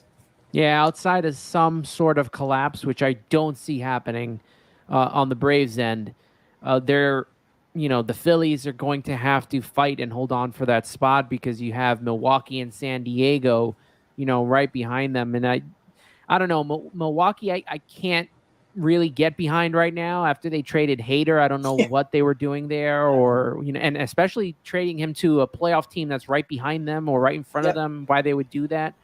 I don't get Um, it. but yeah, the Phillies do have a lot to prove, and I think if they can make it into the playoffs, they're going to be a tough out Mm-hmm. to try to get out there. But you want to make sure you win the division so you can get some rest and not have to play in that wild card 2 or whatever game series they have to do it. Or was it a 3-game series? Right? It's whoever Mm-hmm. wins the first 2. Yep, Yeah. So you don't want to. all at home. Yeah, you don't want to end up having to do that, even if it's at home or what. Yeah, I wouldn't want to be a part of that at all. So try to get this division in, and then worry about everything else as the pieces fall. Yeah, exactly. And like you said, you don't want to try to pick an opponent like, oh, great, we're going to face the Cardinals. Oh, we're going to face the Yeah. Brewers. That's a lot, easier than the Braves, the Phillies, or whoever else, the Padres. But again, I don't want to choose. I think it's scary. And again, we've had history with the Cardinals, and God knows I don't want to face the Cardinals in any round because Yeah. I just that's all you're going to see is highlights of '06, and I don't need to see that. I just think And the difference this year for the Mets is, one, they got a good rotation, like a yep, very good rotation from 1 to 5 is very good, and they have a really good closer. So if they could find a way to get those 3 to 6 outs, I think they're going to be fine. I think this is totally different from years past. You yep, had the 2006 team that lost, that our starting rotation in the postseason was Glavine, John Maine, and Oliver Perez. Way different. 2015, obviously, they had pretty good pitching, but then, once they got to the World Series, they didn't have good defense, which I feel like they have now. They didn't have, quite as good as bullpen. I don't think they have a better bullpen than they have now. I mean, uh, mm, Addison Reed was really good, but then Tyler mhm, Clippard fell apart. It yep, was all about the management. 99 and 2000, the starting rotation was good, but they didn't have that. They didn't have a DeGrom at the top of the rotation. They didn't have a seasoned Max Scherzer, who's that veteran leader. Been in the postseason for so many games. They just didn't. They didn't have that then, and I feel like they have that now. And even Buck Showalter. I went after the Mets swept the Reds. I got a little bit of anxiety thinking about, man, can this team actually win the World Series? What could hold them back? And you think about Buck Showalter never being able to win in the postseason and not being yep, able to get past the first round. So I went back into the stats like on Baseball Reference, and I looked at those teams that he was a part of. The '95 Yankees, the '99 Diamondbacks. I even looked at that Texas Rangers team that kind of was good, and all the Baltimore teams that he took to the playoffs. And they never really had a good rotation. I mean, it was decent enough, but they didn't have what the Mets have. So I think yep. could be a different year for Buck if the cards are played correctly. I agree, and that's actually a great point with Buck. He never had the rotation like he has now, and I know people go back and like, oh, that one time he didn't put that closer in or put the Britain in the playoffs with the Orioles, and he didn't make the right decisions a couple of times. But I think the reason why Buck Showalter is so important for this team is because he will learn from his mistake. You think that he's not going to put Edwin Diaz in the same situation he might have been in that he was in with the whole thing with Zach Britton not bringing him in? He's not going to make that mistake again twice. He's going to learn from that. And I trust Buck Showalter to make the right decisions. And guess what? He don't have to worry about bringing somebody in maybe in the fifth or sixth inning because of our rotation, because they're so good in the playoffs. He might only have to worry about May, Lugo, or Diaz. Where am I going to put these guys in? Because like Buck Showalter said, what happens if the best part of a lineup, either against the Dodgers or the Braves in the postseason, is the eighth inning? Are you going to put Edwin Diaz in the eighth? Because that's the best chance the Dodgers or the Braves might have in the middle of their lineup to score those runs to either tie the game or take the lead? Or is he going to make him go 2 innings? Like, I think he has, like you said, the starting rotation is going to help him a lot, make a lot less decisions when it comes to the bullpen in the playoffs. And Buck Showalter is just a student of the game still, even at his age. He learns from his mistakes. And I think he was so hungry to get back managing because he wants to fix his mistakes. He got screwed by Steinbrenner and the Yankees getting fired after the 95 season. He should have won. The Yankees had a great shot in 94 before the strike to win the World Series. They were one of the best teams in baseball. He didn't get that opportunity with the core four to win World Series. He should have. The same thing with the Diamondbacks. What happened after he left? They beat the Yankees. And Baltimore, okay. And Texas, all right. Texas, I don't know what the hell they were doing when they had Buck. But again, they had good seasons, but they were never really good enough to go anywhere. But the Baltimore teams, they never had a rotation, like you said. It's hard to win in the postseason when you don't have a good rotation. Well, he And also didn't have the owner either, like to yeah, spend. exactly. Yeah, Neither the Diamondbacks, the Rangers, or the Orioles have that owner that's going to spend or make the must needed trade that's going to help push this team over. He had to grow with that Orioles team. I mean, he left Baltimore. Obviously they became a worse team, and only now that they're fighting for a playoff spot. But before he got there, they hadn't gotten to the playoffs since, what was it, 97, 90, yeah. 96, 97? I Mhm. mean, they should be thankful for what he was able to accomplish in Baltimore and do with that team, because he, like what he's doing with the Mets, teaching fundamentals, learning the rules that even some of these, umpires don't even know. Yeah, So I am okay with, what Buck brings to the table. I think having him, he was my choice for the manager, so I'm me happy too. that they decided to bring him in. But one thing that I will say is, pay very close attention to how he handles the starting staff. As you notice, he's only letting them go, 6, 7 innings. I mean, he has pushed a little bit Carlos Carrasco to the eighth. He's pushed Chris Bassett to the That's it. eighth, obviously because they're healthy, but he hasn't really pushed, a Scherzer yet. And he's not going to do it until With the probably ground. late September, but push DeGrom Yeah, to, 80, 90, 100 pitches. You're going to save those for the postseason. So there might not be as much room to see these relievers come in. It might be starting pitchers straight to Edwin Diaz. Who knows yeah. how that'll be handled? But the more options that he has, and the better that these starting pitchers pitch, it could be like in, was it 2005 when the Chicago White Sox, I think they mostly pitched complete games in the postseason. That's how Yeah, good that rotation was. yeah, So yeah, I mean, we absolutely. could see as something like that. Yeah, exactly. And Buck is very methodical, and like he's always thinking of the next day or the next week. Because like I was shocked yesterday when DeGrom came out after 74 pitches. Everybody, I was in the 7 line section yesterday. Everybody's like, "Oh, DeGrom's coming out for another inning." And when he didn't, we see Seth Lugo coming in the game. We're going, "What the hell happened?" Like that was weird. And you think of it in the moment and be like, "Damn, that would have been nice to see him go 7." And then it's like, well, all right, well, you see what he was doing. He pitched 2 games, 76 pitches and 74 pitches.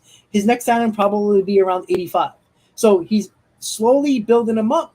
So when it comes to a postseason, and we don't know if DeGrom's going to stay healthy, that's always a question mark. But if he does, and he's in the playoffs, he will push every starter, Scherzer, DeGrom, Bassett, to 100 pitches if need be to get him to Diaz or maybe a complete game. And I just saw Ryan's again. Ryan, I don't know if you're a Dodger fan, you might be, but you really are giving again. You're just like everybody else. You're like Brave fans, Philly fans, broadcasts of the Phillies and Braves, not giving the Mets credit. Yes, the bullpen is deeper for the Dodgers, granted, but one thing you always have to look at as well, the Mets, when it comes to their lineup, they work the counts of the pitchers. What happens when Kershaw only goes 4 or 5 innings because he has 100 pitches in those 4 or 5 innings, and now your good bullpen, you have to use 3, 4, 5 pitchers, and guess what? You might win that game, but what about tomorrow when your pitcher once again goes 5 innings because the Mets work the counts, and now your bullpen's tired and you have to use the back of your bullpen? It doesn't matter what you see on paper. I don't care that the bullpen is better. You know what? The Braves bullpen is better than the Mets. What happened to the Braves all season? The Phillies bullpen, considering that the Phillies got Robertson, won game one because of Robertson closing out the game, necessarily have been a better bullpen than the Mets recently. But it really does. It might come down to starting pitching. It might not come down to anybody's bullpen. And the Dodgers might struggle offensively against the Mets starting rotation. And guess what? Your best bullpen arms might not be needed because the Mets are taking advantage of your starting rotation and the Mets are hitting. So I understand you don't want to give the Mets credit. That's fine. I will take that every day of the week because we don't get credit where credit is due. Just because we haven't done it in years past does not mean you can't give this Mets team credit, and you're not, and you won't, and that's okay. But at the same time, pay attention to what the Mets are doing, and pay attention. Remember, the Dodgers don't really have a good division besides the Padres. The Giants are not the same team, that 100-win team like they were last year. You want to talk about the rest of the teams in the West? They're terrible. So if you really look at it, the Mets have 3 teams in their division that are really good. And besides this year, the Marlins used to be a pest to every team in the NL East. The Braves, the Phillies, and the Mets couldn't beat the Marlins in years past.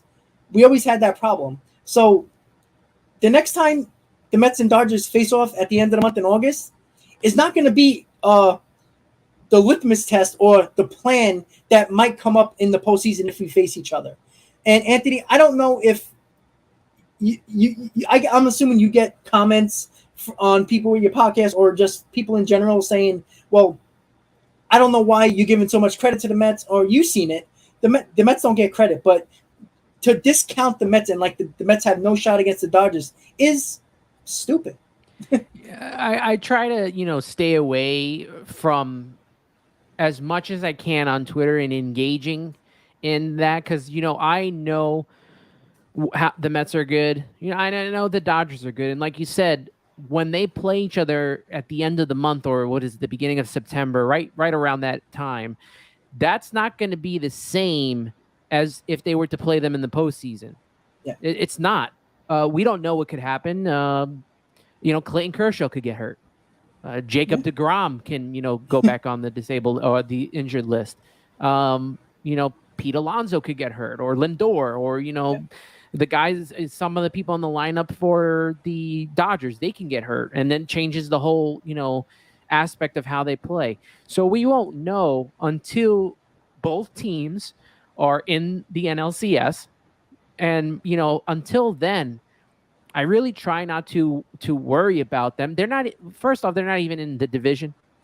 So I try not to worry. And for me, the Dodgers still have a lot to prove because when they won the World Series, that was in a shortened 2020 season. I mean, they couldn't get the job done last season in a full season. They lost to the Braves. And that was after they got, Scherzer and Trey Turner to put them over the hump. They could not finish off the Braves, who, were actually worse last year than they are this year. I thought that this team this year is a lot better than last year's team. Overall, yes. They had no Acuna. And then they got all these little, complementary pieces, and they found a way to beat the Dodgers. The Dodgers should not have not been in it. Yeah. In the World Series last year. They should have. But they didn't make it. 2019, they couldn't get the job done. Just gonna 18, say that. 17, whether the Astros cheated or whatever, they still couldn't get the job done. And they haven't been able to really get the job done in a full season. Maybe this is their year. I'm not saying that this is not their year, but maybe this, this could turn around. But until they prove that, I will have to, see that this Dodgers team is as great as everyone says they are. They have to prove it and win the World Series at this point. Yeah, exactly. And you said it just there. And as much as Ryan wants to continue to say, oh, but the Padres smacked the Mets in both series, absolutely. But again, and the Dodgers beat the Padres, but the Mets didn't lose the series to the Dodgers. So as much as you're going to talk about that, it really does not matter right now. 2015, the Mets got swept by the Chicago Cubs in every single, regular season games. And then it comes postseason time in the NLCS, and they got smacked around by the Mets in 4 straight. Same thing happened in 88. In 88, the Mets, I think, were 13-2 against the Los Angeles Dodgers. And then what happened in the NLCS? The Dodgers, came back and won in 7 games. So what happens in the regular season is not the, end finale of what's going to happen in the postseason.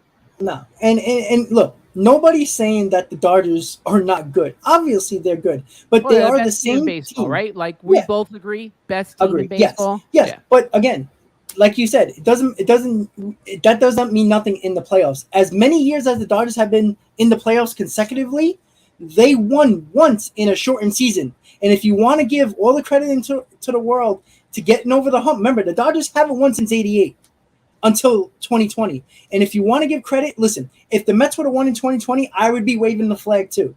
I'm not naive to think that the Dodgers shouldn't be proud of their accomplishment. But it was a 60-game season where there was no really adversity. There was no home or road games, mostly because it was empty stadiums and they played in Texas, where, let's be honest, there was a lot of Dodger fans going to Texas in the Rangers ballpark in Arlington. So at the end of the day, now the Dodgers still have to prove they can beat. They couldn't beat the Braves, like you said. Cheating Astros, fine, but they still couldn't beat them. They had 2015 where they were one of the best teams in baseball, couldn't get past the Mets in the NLDS. We can go on and on. The Dodgers haven't proved anything, and they have been the best team in baseball for many years in a row, except for that 2020 season, which, again, you can be proud of as a baseball fan. As a Dodger fan, you can wear your shirts, hats, jerseys, what a flag. You can fly it around because I would be doing the same thing. But you can't be naive to the fact that the Dodgers have choked every year except for 2020 in that shortened season. They were the best team last year in the National League. Granted, the Giants, I guess, but I didn't think the Giants were that serious, and the Dodgers took care of business against the Giants. But when they faced the Braves, what happened? You're supposed to have a better rotation. You were supposed to have a better bullpen, and you were supposed to have a better lineup. But the Braves beat you and got to the World Series and beat the Astros, which the Dodgers couldn't do. It's just that simple. So don't give all the credit to the Dodgers like they're the best team ever when they won once in 30 plus years in a shortened season.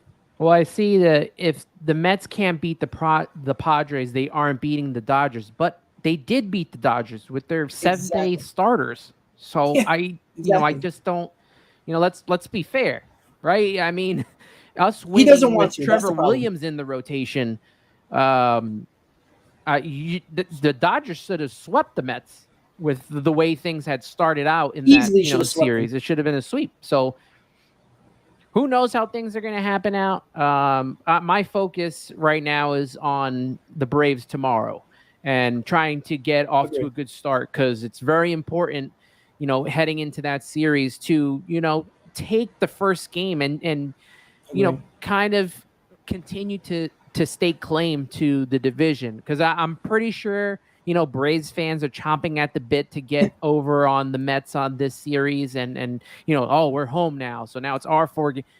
Take the first game and show it that the Mets can win at home, they can win away, and they're going to beat you any way possible. Yeah, I agree. And one thing I don't know if you noticed, Anthony, but with Buck Showalter this year, and at least what I've noticed is that Buck always puts an emphasis on game 1 of a series. He always tries to win game 1 of the series. He tried Friday against the Phillies. He did everything he can to try to win, making, I know we had a lot of substitutes because of injuries, but he still tried the bullpen, different switching up the lineup. Won. Yeah, they almost won. They should have won. They should have swept the Phillies, but he tries to make an emphasis to win game 1 of a series, because he said it in his press conference many times. He likes to win the first game of a series because it's one of the most important games of any series, even though it might not matter the rest of the series. But taking game 1 gives your team a confidence and puts more pressure on your opponent than it does yourself. So, like you said, tomorrow is about the Braves. It's not about the Dodgers until the end of the month. And if the Dodger fans want to have the Mets fans or the Mets team in the back of their heads, go ahead, because you're not facing us in the NLDS.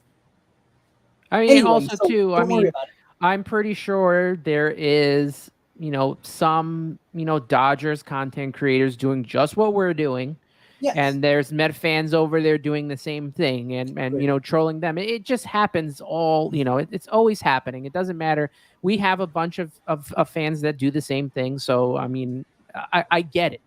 I get the whole thing. You're going to defend your team as much as possible, and that's fine. That's fine too. But the whole importance is, for us to be, as realistic as possible, keep it as real as possible. And I will worry about the Dodgers once I get to was it that September series? Yeah, After exactly. The that, end of the month I is September, have yeah. no worries about the Dodgers right now. It's the Yeah, Braves and the Phillies are on my mind. exactly. And the Dodgers shouldn't be worried. And Ryan, the Dodgers shouldn't be worrying about the Cardinals or the Mets. Ryan, that doesn't make sense. You got to worry about the Dodgers are going to win the division. They're not going to lose it to the Padres. I honestly think the Padres are a joke. I honestly think they are. I think until they prove it, they're not anywhere proven more than the Mets. The Mets need to prove it as well. But that doesn't mean the Mets aren't a good team or the Padres aren't a good team. Me and Anthony have said it. So if you haven't listened, Ryan or Mr. X, nobody's saying the Dodgers aren't a good team. We both said the Dodgers are the best team in the National League. Possibly, I don't know if they're better than the Astros. I don't know, but they're obviously one of the two best teams in the Major League Baseball. They're better than the Yankees. They're, at the moment, record-wise, they're better than the Mets. Until you face each other, you don't really know what any team, anybody can be good on paper, right? The Dodgers were better than the Mets in 2015 on paper. The Mets beat them, right? How many times? The Braves, I think the Dodgers had a better overall roster than the Braves last year. The Braves didn't even have Acuna last year, and they beat the Dodgers. So what does that tell you? That tells you any team that makes the playoffs can beat any other team at any moment in any series. The Mets are good. The Dodgers are good. Who wins? If you think you're a Dodger fan and you think the Dodgers are going to win, you should think that because you're a Dodger fan. I think the Mets can win, but you can't come on here and Mr. X, you just said the Mets are a solid team, but a solid team can beat a solid club as well. It's just that simple. The Mets proved it all year, just as much as the Dodgers have. So until we face each other, it doesn't matter. Baseball seasons are full of ebb and flows. Hey, the Mets could be hot for the rest of the season and then go cold in the playoffs and be out in round one. Yeah, I agree. Same thing for the Dodgers, the Cardinals. Yep. It doesn't matter what team it is. They can be hot and, just go cold at the end of the day. Yeah, exactly. Like, it really doesn't matter until it comes down to what happens when they face each other. Again, is it going to – if the Mets sweep the Dodgers in the series coming up at Citi Field or the Dodgers sweep the Mets, that is not going to determine. Now, you'll have a couple of bonus points if you're a fan of that team, if they sweep whoever sweeps who. If that's the case, yeah, you're going to have some, brownie points, so to speak, and, you can talk your crap. But that means absolutely nothing to a series in October. It does not matter. It really doesn't. It does not matter. And again, you were better. The Dodgers were better than Atlanta last year. And they were the better team, the Dodgers. And guess what? Atlanta found a way to beat you guys. So what does that tell you? Anybody can beat anybody on any given day. Sorry, I was just looking at the comments. Sorry, I shut my mouth real quick. I'm sorry. I just saw a couple of comments coming in right now. I just saw it right now. I'm like, damn it. I lost the one comment that I saw, but it is what it is. Yeah, exactly, Grant. We have one of the weakest schedules in September, so that helps the Mets with the division. Nick, that is not true. See, that's where your history makes no sense. In the season, yes. Postseason, the Dodgers going all the way back, even in 2006. Even in years past, the Dodgers couldn't beat the Mets in the postseason. The last time the Dodgers did that, wasn't it in '88, Anthony, if I'm not mistaken? Yep. Yeah, okay, so, Nick, you're wrong. The Dodgers have played much better than the Mets in the season. They have won series in the season, absolutely. But, again, you want to talk about the 2019 Mets, that Diaz was a complete dumpster fire, and the 2019 team wasn't even close to this Mets team. You want to talk about 2015, when you beat us up in the season series against us, and we beat you in the NLDS. You didn't even make the NLCS. We did. And, again, you have not beaten the Mets in the postseason. Again, that can all change, right? The Dodgers can roll over and beat up the Mets in the NLCS if both of us get that far. But no, that's a false statement. In the season, absolutely. But doesn't the postseason matter unless Dodger fans don't care about the postseason because you only won during a shortened season? You've choked just as much as the Mets when the Mets make the postseason, right? coughed up 2006. We should have beat the Cardinals. We choked in the World Series against the Royals. Well, you've choked against the Astros. You choked against the Braves. So, and you won a series against in 2020 that was like you beat the Rays. I mean, in a shortened series. So, again, fly your championship flags and your banners, wear your shirts, because me, Anthony, would do the same thing if we won in 2020. But you make it seem like it was a full season and it was a real postseason and a real season where you can gloat about it like that's your first championship since '88. Damn sure you better be happy about that. But you've choked every time you were in big spots in the postseason until 2020 in a shortened season, which didn't require you flying to a road stadium, and that's about it. Yeah, Mr. X, exactly. You did win it. Agree. Again, as a fan, you got to fly your flag. We would too. But Dodger fans talk like it was a full season and it was a real postseason where you had to travel, have home games, have road games, which could have mean everything in a postseason. And again, congratulations to you in 2020. I'd be flying my flag too. But you've choked last year. You choked in 2019. You choked 2018, 2017. Every year that you had opportunity to be the best team in baseball and gloat, and Dodger fans all over, and you got great fans. When I was in LA last year with the 7 line, I had a ton of fun with Dodger fans because I think you are the diehard fans. I'm not talking about the people that leave in the 7th inning, which is most of you. It's the Dodger fans are really good fans. The diehards, they really are. And I had good conversation with Dodger fans because I'm one of those guys that believe that if you can have a conversation with another fan base, a fan of another team, I think it's what sports is all about. And Ryan, who cares about cheating? It doesn't matter. It really doesn't matter. Then the Dodgers should have cheated as well, right? Again, you still lost the World Series. It really doesn't matter. That does not matter. It does not matter. Yeah, Mr. X. Well, it's LA again. The Lakers, who are terrible right now, do have great attendance as well. You should have good attendance. You've been a good team consistently for years. You know, again, I don't think that you should take cheating again with the Astros and put your hat on that, because did the Mets cheat in the NLDS in 2015? No. Did the Braves cheat last year against you guys? No. So, again, you've choked just as much in the postseason. When the Mets got opportunities, they've choked as well in big-ass games. And I'll admit that every day of the week. It's just that we haven't been consistent as the Dodgers. Good. Again, more opportunities, more chances to choke. But you only did win one time, and you've had the best record. You had the best team in all of baseball. How many years in a row? It doesn't matter.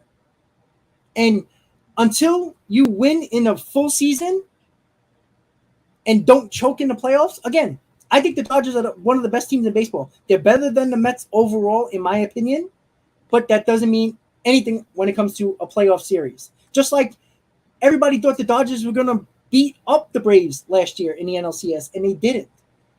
It means absolutely nothing if you have 110 wins. For all we know, the Mets might have more wins than the Dodgers at the end of the year. What does that mean? Absolutely nothing. And the Dodgers can sweep the Mets. Would anybody be shocked? No.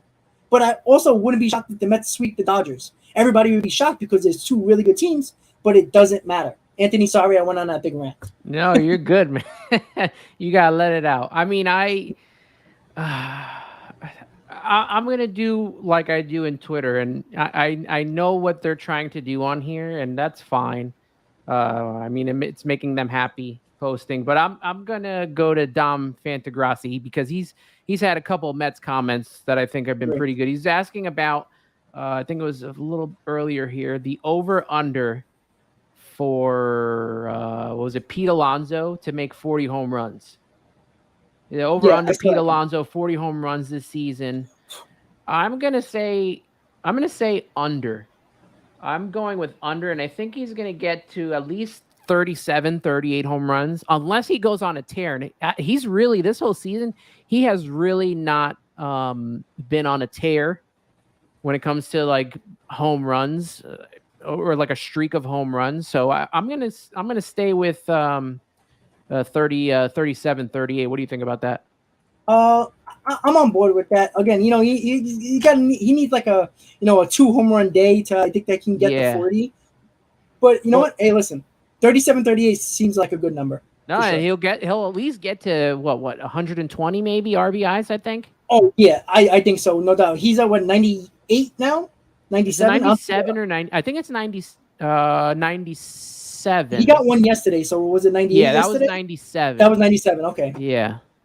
Mr. And then X all the time, buddy. Keep bringing it. Sorry I about that. think he also he also asked about the over and under for who was it? Francisco Lindor in RBIs. Here it is, 105 RBIs. I think he'll have over 105 RBIs. Yeah, he has what 83 right now, Yeah. 84. Yeah, I think I he can think get there if he stays hot. As yeah, long as and he doesn't have one of those little cold cold spells like streaks. he did in May. Yeah, exactly. I don't think he will. Again, if you look at Lindor's history and the back of his baseball card, he's a better player. You saw it even last year in his terrible season with the Mets. In August and September, he had one of his best overall numbers in August and September than the rest of his year last year. And this year, he's been consistently good. I think he had one cold spell in May. Other than that, he's been really good. And if you look at Lindor's numbers in postseason play with the Indians or now the Guardians, he's a very clutch player in the postseason. And I think people don't talk about that enough because the Mets haven't made the postseason with him yet.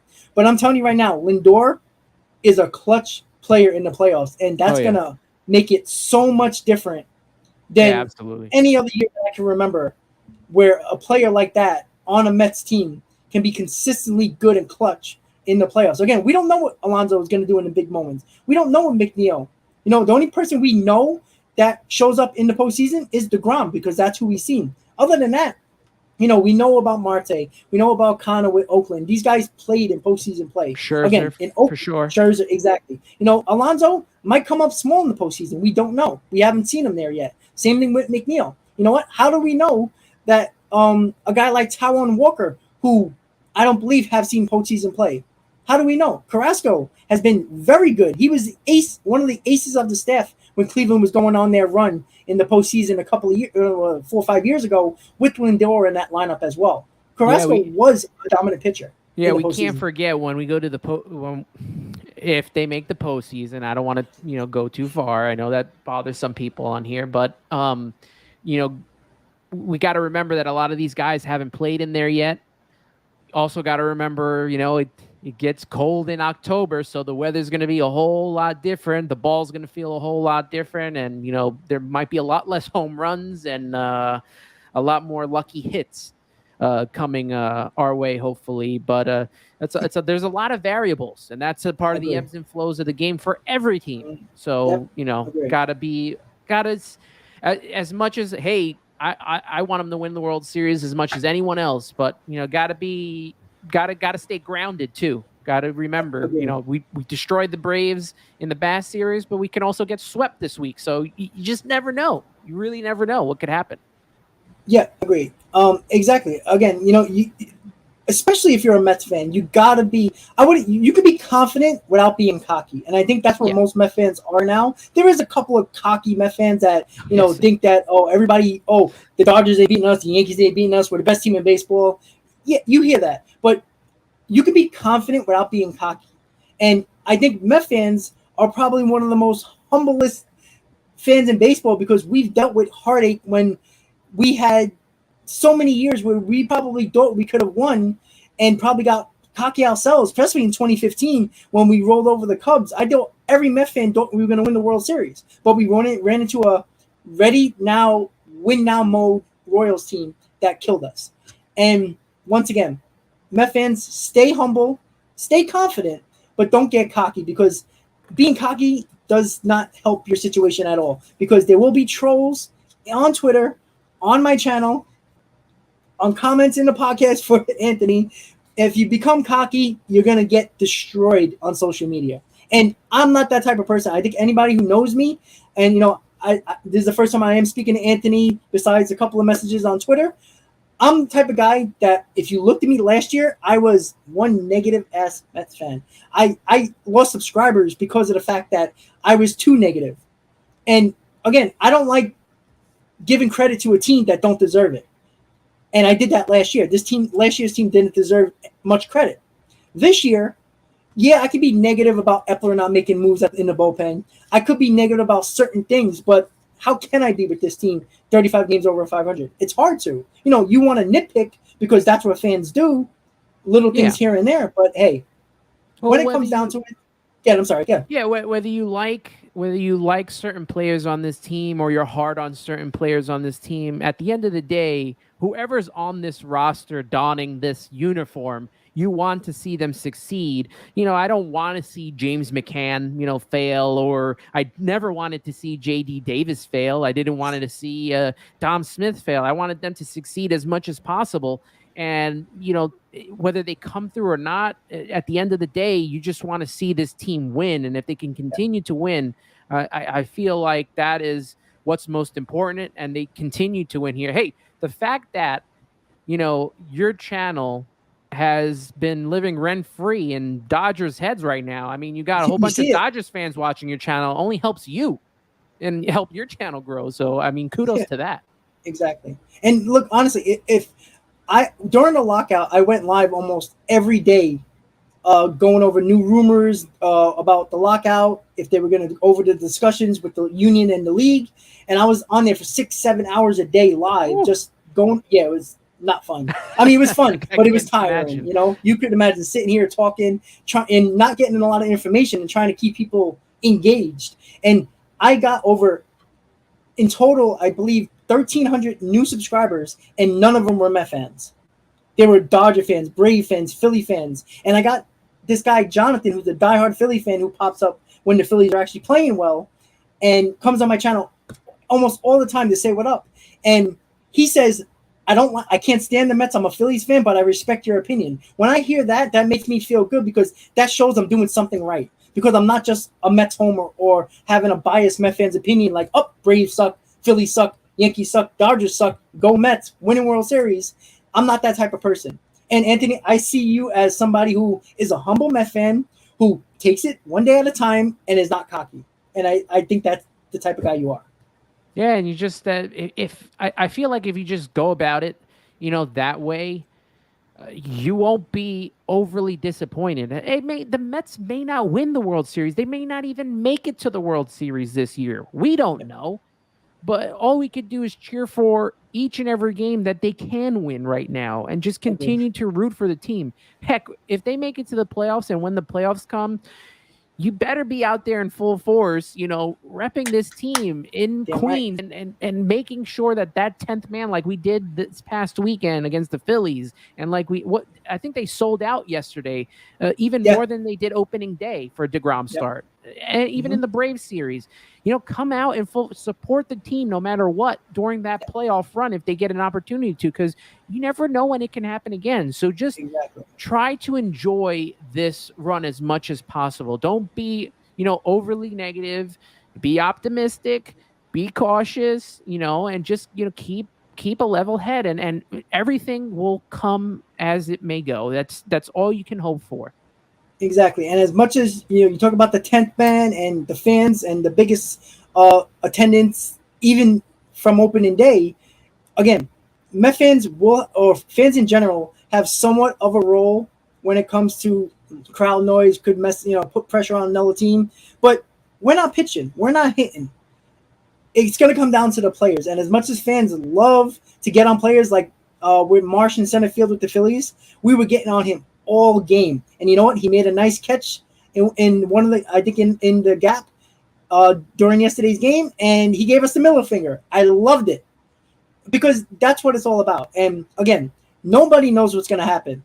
Dodger fans don't know, Mets fans, Brave fans, but what is most important is that your team, whoever you root for, wins the division, makes the playoffs, and anything can happen when you make the playoffs. And I wanted to get the Dom's comment really quick because I think this is an interesting comment. Should McCann or Nito be an everyday catcher for the Mets, or should it be more of what you're feeling that day? Anthony, go first, please. Platoon them. It worked last year. Yeah. Remember when I think it was like May or June where, McCann really wasn't hitting. but Nito was hitting, and then they Mhm. decided, hey, let's platoon him for the next couple of weeks, and then they both started playing well. And then for some reason, like Luis Rojas was like, we're not going to do that anymore, and then put McCann back in charge. No, let them platoon. Let Agree. Nito get as much equal time as needed with that starting staff Yeah, because they're hard to handle. I mean, Bassett they has a are. lot of quirks and things that needs to be handled for him. Obviously, we know Scherzer, how he likes his game called. Yep, DeGrom, like how he likes his game called. Just split the time between both of them. I think that's the I best agree. way to go through the rest of the season and keeping them healthy as well. Yeah, yeah, absolutely. And what I think it was last week on the stream when James McCann just came back and he caught Bassett's start when he just came back, and people are like, why is James McCann catching? He's terrible offensively. Let's bring in Nito. Fine, that's fine. Look, I checked the stats of the splits with Mazika and Nito catching Bassett and James McCann catching Bassett. It's a full run, almost a run and a half difference when James McCann is behind the plate for Bassett. So if you have to put Bassett and McCann every fifth day and you want to play Nito more because he provides a little bit more of, I guess you could call it a quality bat or at least good at bats, then you do that. Platoon is fine. I can't. I didn't like the McCann signing at all. But again, he's on the team. You got to deal with it. I honestly think Nito should get a little bit more playing time because I think Nito is just has good quality at bats compared to James McCann, and you can't. It's hard to look at the stats with Bassett with McCann behind the plate with almost a run and a half difference in ERA when McCann pitches. You have to keep that rolling because if anybody, you could talk about DeGrom, you could talk about Scherzer, but when it comes down to game 3 of a series, no matter who it is, whatever we're playing, Bassett's going to be a key factor because a lot of times, most series, the first 2 games usually become a split no matter who's pitching. So that third game becomes the X factor in the series, and Chris Bassett will be pitching that game. And if Chris Bassett feels more comfortable on the mound with James McCann, even though James McCann might not be hitting at all, you have to put James McCann because most of the time, 9 out of 10 times, pitching usually wins your ball games in the postseason. As And long as it's not Patrick Mazika. exactly, if it's Patrick Mazika, we're in trouble because nobody liked pitching to Patrick Mazika. We've seen that with Scherzer frustrated Bassett. They couldn't get on the same page. Listen, keep on doing what they're doing.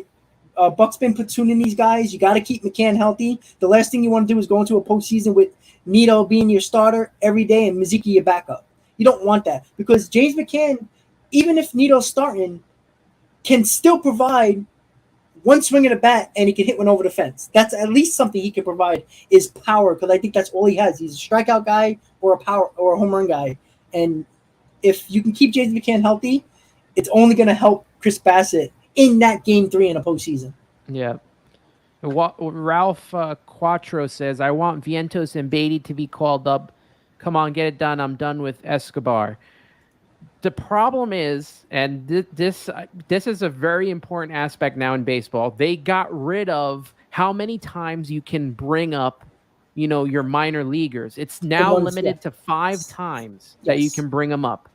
So the Mets have to be very careful with what they waste on bringing Beatty up for a week or what they waste on a Vientos for a couple of days because, Guillorme's out. They're not going to do that. They're going to plug in some of these guys that they've, brought in to be, quadruple A players and put them in instead. They're not going to waste unless they're totally ready to come up here, or unless one of these guys are done for the season or out for a really long time, you're not going to get Vientos because they need playing time. They need to be playing every day. And if they're just coming off the bench to only be sent back down, you've now just wasted, a call up. Yeah. Agree. So you don't want, you don't want to, make any mistakes with that is what I assume. That's why they're not bringing them up just yet. Yeah, and there is a reason why. We talked about Vientos' defense, which is not that great. And if you want to put him at third base because of his bat, again, we don't know how the bat's going to translate in the pros. If he's not very good defensively and you have to put him out there, one, you lose an option, which you just talked about, Anthony. And then, again, we don't know how the bat's going to play. Even if the bat plays, you're going to have to lose a little bit defensively at third base because honestly, Vientos hasn't been playing a lot of third base in the minors. He's DHing a lot. You got Beatty, you got many other guys that are taking his spots. He's positionless basically in this Yeah. Mets system. Yeah, the third And baseman that's going to come up is going to be Beatty. Beatty, yeah, He's the one that plays exactly. third base. It's not going to be Exactly. Vientos. Yeah, and if everybody wants to clamor and go crazy over Vientos during the trade deadline, everybody was talking in my channel about Vientos. Vientos this, you can't get rid of Vientos. He might be a big bat now or next year. He's your number 5 prospect, and he might be an everyday DH in baseball. Not many teams have a number 5 prospect that is probably going to be an everyday DH in the major league if he can even do that because he's not good defensively. He might be better than JD Davis. He's not better than Escobar. He's not better than Luis Guillorme. So you're going to have another JD Davis situation or a Donald Smith situation where you're going to put this guy out of position because he's not going to be playing third base because it's either going to be Escobar, Guillorme, or if Beatty comes up next year. What are you going to throw him in left field? Yeah.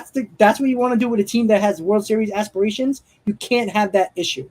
And again, you don't want to lose the option with Vientos, and that's another thing that is a good point that I didn't even think about.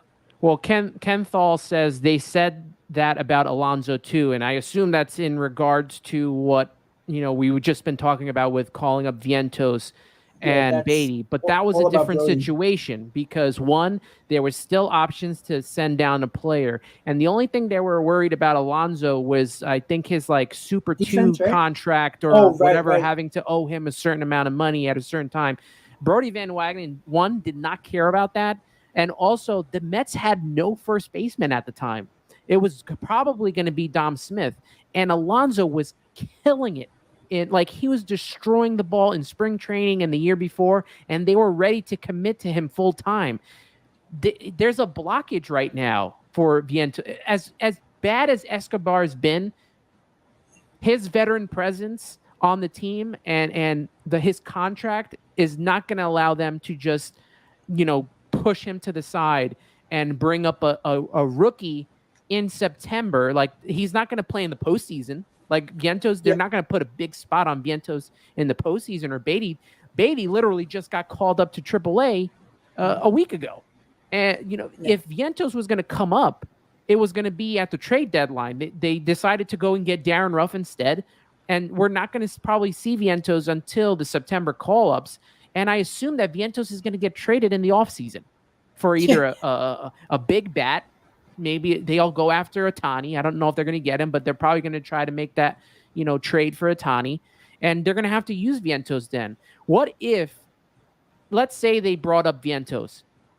What if he doesn't pan out, right? And his stock gets low and you can't trade him for anything. Why not just let him hit in AAA, continue to rake where his stock is so high that you are able to trade him for a big piece instead of having to settle for a fourth reliever if he, flails in his time up here in the majors. That's the thing to worry about.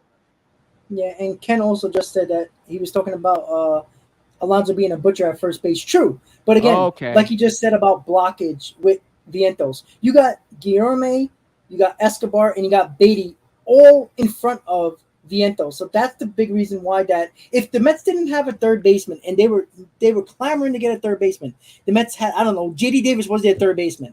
Maybe you would think about bringing Vientos up. He might be better defensively than JD Davis, and he might have a better bat than JD Davis. But because he got 3 people in front of him, it doesn't make sense, one, to waste an option, and 2, there's no guarantee he's going to be a very good defensive player, if at all, and there's no guarantee that he's going to hit at this level. And with Pete Alonso coming up in 2019, Dominic Smith wasn't lighting raking. up. He was exactly. Yeah, but before Alonso got there, Dom Smith wasn't lighting up the field like he did towards the end of 2020 and all of 2021 in that short season. That's why Alonso got the call up, because they didn't know if they were going to be able to, use Dom Smith, and they ended up benching him and putting him on the bench. Yeah, exactly. And that's the reason why. And they had a feeling that Alonso was going to be this guy. Mets fans were talking about it. Mets fans talk about Vientos, but they don't talk about Vientos like they were talking about Pete Alonso. Every day on Twitter, there was another highlight for Pete Alonso hitting the ball 450 feet in the minors.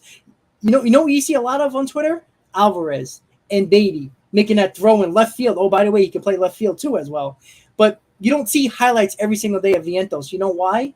Is because he's probably not the guy the Mets are expecting to be a big part of this team going forward. I still think I think Vientos was going to be in a trade for like Contreras if the Mets were going to make that type of trade. They were going to put Vientos in a move. If they were going to make a big bat move, Vientos was going to be in a deal, in my opinion. And I still think, like you said, if the Mets are going to go after Ohtani, expect Vientos and other prospects to be in a deal for Ohtani if Epler decides to do that. Because I think some teams might see Vientos as not even a top 20 prospect. But because he's a top 5 prospect in the Mets system, Mets fans are clamoring over him and falling over themselves for a Mark Vientos. Well, and also, I don't even know if Francisco Alvarez is going to be, coming out of spring training and going on the Mets because, one, James McCann still has 2 years left on his contract. As bad as he's been, they're not just going to drop that unless he's if James McCann is absolutely terrible out the gate, like we're talking Robinson Cano terrible, then I can see them bringing him up. But if he's doing what he's been doing defensively right now and gets his hits occasionally, and then you have Tomas Nido as the backup, I think they're going to still wait a little bit to bring Francisco Alvarez up. I don't think they're going to rush him up here without a little more seasoning. Maybe a mid-season call-up he might get, but unless he unless he kills it out the gate and McCann either gets hurt or is absolutely terrible, then it might be a while until we see Francisco Alvarez too. Yeah, and I think Met fans get a little bit crazy about bringing up. We got to bring up Beatty, we got to bring up Alvarez, got to bring up Vientos, is because we see a team in the NL East in the Braves who have no problem bringing in Harris and just brought up Grissom a week ago, and they're shining for the Braves. And I think that's what people think, that the Braves brought up Harris and it sparked them into that big winning streak that they had to bring him back in the NL East. And Grissom I don't think he really changed the Braves, but made them a little bit more better lineup wise. So, but the Braves have like some kind of magic touch. Like right? They're like the Cardinals and the Yankees when they bring up their players. It's like they got this magic touch that it just like it works out for them. Whereas like if the Mets were to do that, it probably wouldn't work out. But like when you bring up these guys so early, starting pitchers have not seen these people before. They don't know what the report is on these hitters, and that's why they do so well. That's why Michael Conforto did so well. And what happened in 2016? The pitchers did their homework and figured out a way to get him out to the point where he had to figure out his way to get back to hitting again.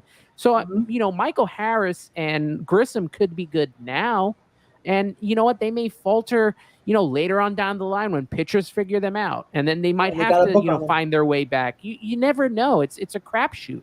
Yep, absolutely. And Michael, Francisco can win the job in spring training if he hits. No, you can't necessarily just think about that, because he has to. Now, say if the Mets sign DeGrom, keep Bassett, and now you have Carrasco, DeGrom, Bassett, and Scherzer, you're going to have to put him in a veteran rotation and work with a veteran rotation that he might not be able to handle as of yet. And I don't care if he hits 20 home runs in spring training. If he can't control or work well with a veteran pitching staff, that's going to be a problem. And you can't have a catcher worrying so much about. That's why it sucks to have a great hitter in Alvarez, who's also a catcher. If he was a third baseman or even a second baseman, he would be upright. He might actually win the job next year. But because he's a catcher and there's so much that go into it, not just hitting, he has to worry about the rotation. Got to worry about working with a bullpen. There's so much more for a catcher to do than just hitting. Look, Mike Piazza wasn't the greatest catcher in the world, but he still worked well with a rotation. Is Alvarez going to hit like Mike Piazza? I hope he does.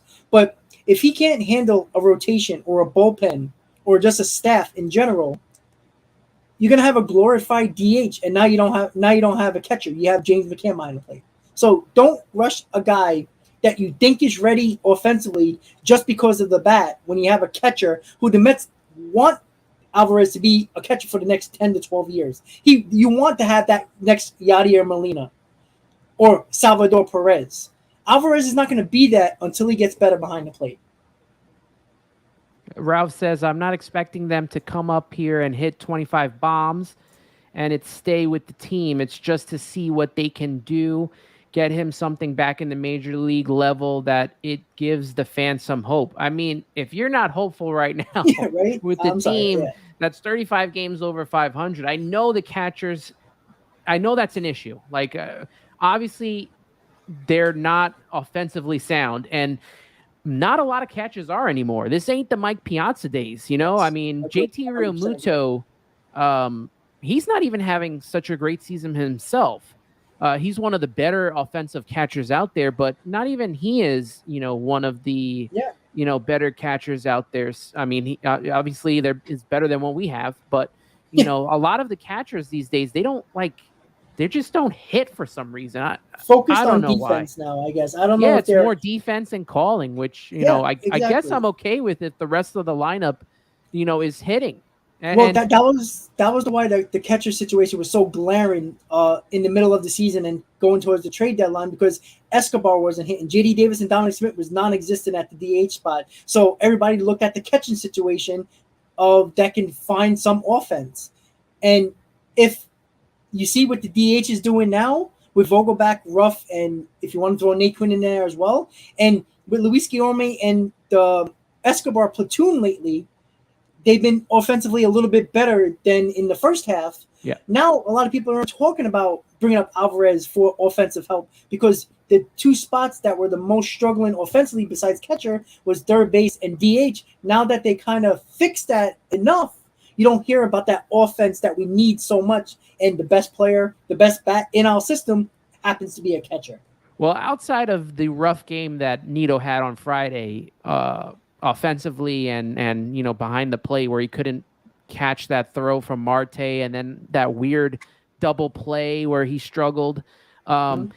Over the last month, he's been, hitting pretty decently. I don't know if it was Matthew Brownstein of Mesmerized or someone put up the stats of him and he was like batting like 270 or something. Yeah. He's been offensively, he's been, pretty Mm-hmm. decent. And, he's had some clutch hits as well. And look, James McCann this weekend has had a couple of big hits Big himself. hits, yeah.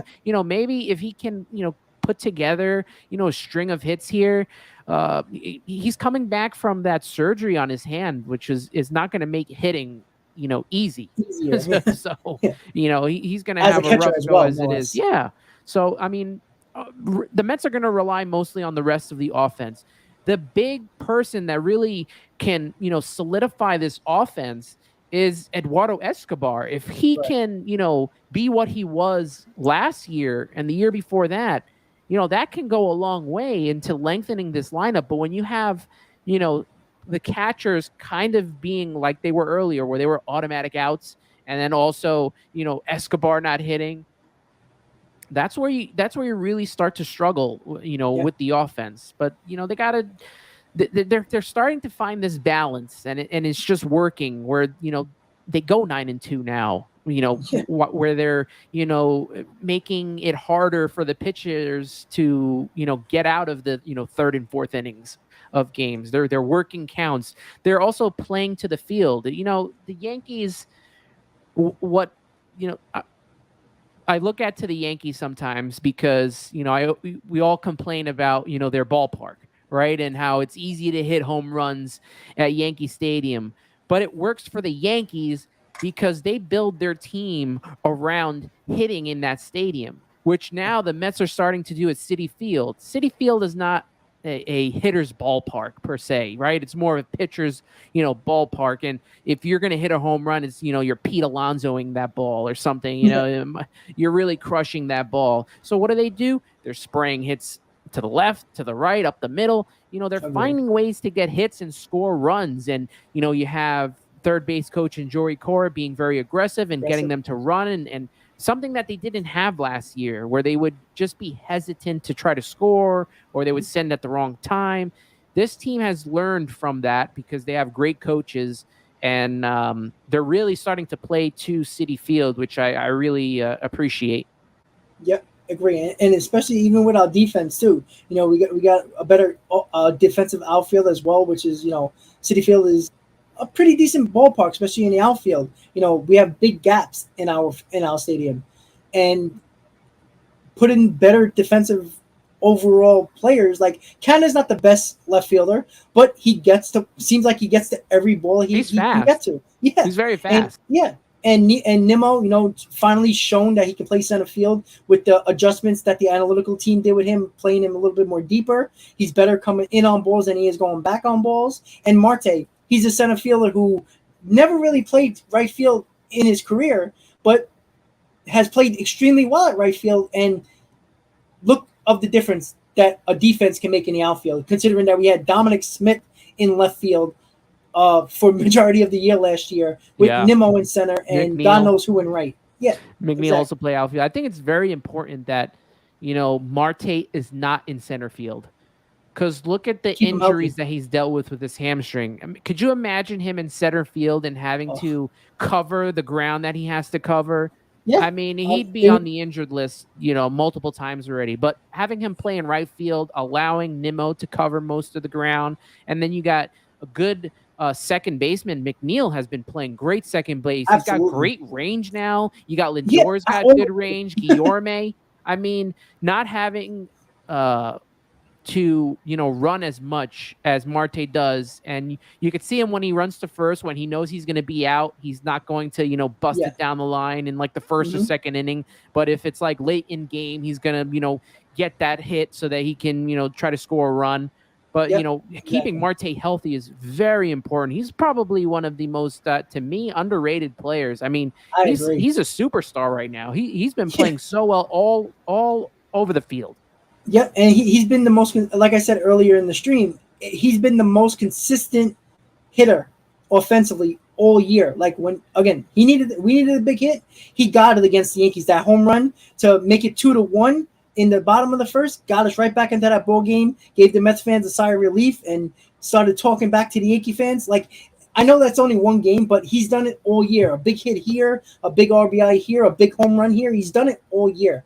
And Marte is another one that you got to keep him healthy. And right field probably helped that, especially with his age. We got him for 3 more years after this year. Got to keep him as healthy as possible. We need this guy going forward into the postseason and beyond. And one thing that we talked a little bit about the outfield defense, overall, the defense for this team has been outstanding. One of the best defensive teams in the league statistically. And that wasn't what we were last year. We weren't a good defensive team last year. And that only helps your pitching staff. That keeps runs off the board with nice, spectacular, just making fundamental plays. The Mets had huge problems last year turning double plays when McNeil and Lindor were up the middle. And then when Javi and Lindor went up the middle later in the second half, it got a little bit better. But the Mets had a hard time turning double plays last year when McNeil and Lindor up the middle. And that's why I wasn't a big fan. I thought the Mets were really going to trade Jeff McNeil in the offseason. Thank God they didn't. And I was the first one to say that I put my foot in my mouth with Jeff McNeil. I never thought he was going to be this good defensively, ever. And he's learned whatever he talked about with Lindor up the middle, whatever they fixed during the offseason together, McNeil has been a totally different defensive player. Knowing how to turn double plays better, get into balls better. Like, he's done everything better. And I don't know if that's Buck Showalter's magic. I don't know if Lindor and McNeil had a kumbaya moment in the offseason just to get things together. But, man, was I wrong about Jeff McNeil. I didn't think he was going to come back to the hitter he was, that over 300 hitter, and I didn't think he ever had this defensive prowess that he has now, playing either second base, right field, left field, third base once or twice. It's amazing what Jeff McNeil has done. But this Mets defense, I think, has been one of the biggest keys of the season, why this team has been so good and why the pitcher staff has been excellent for this Mets team.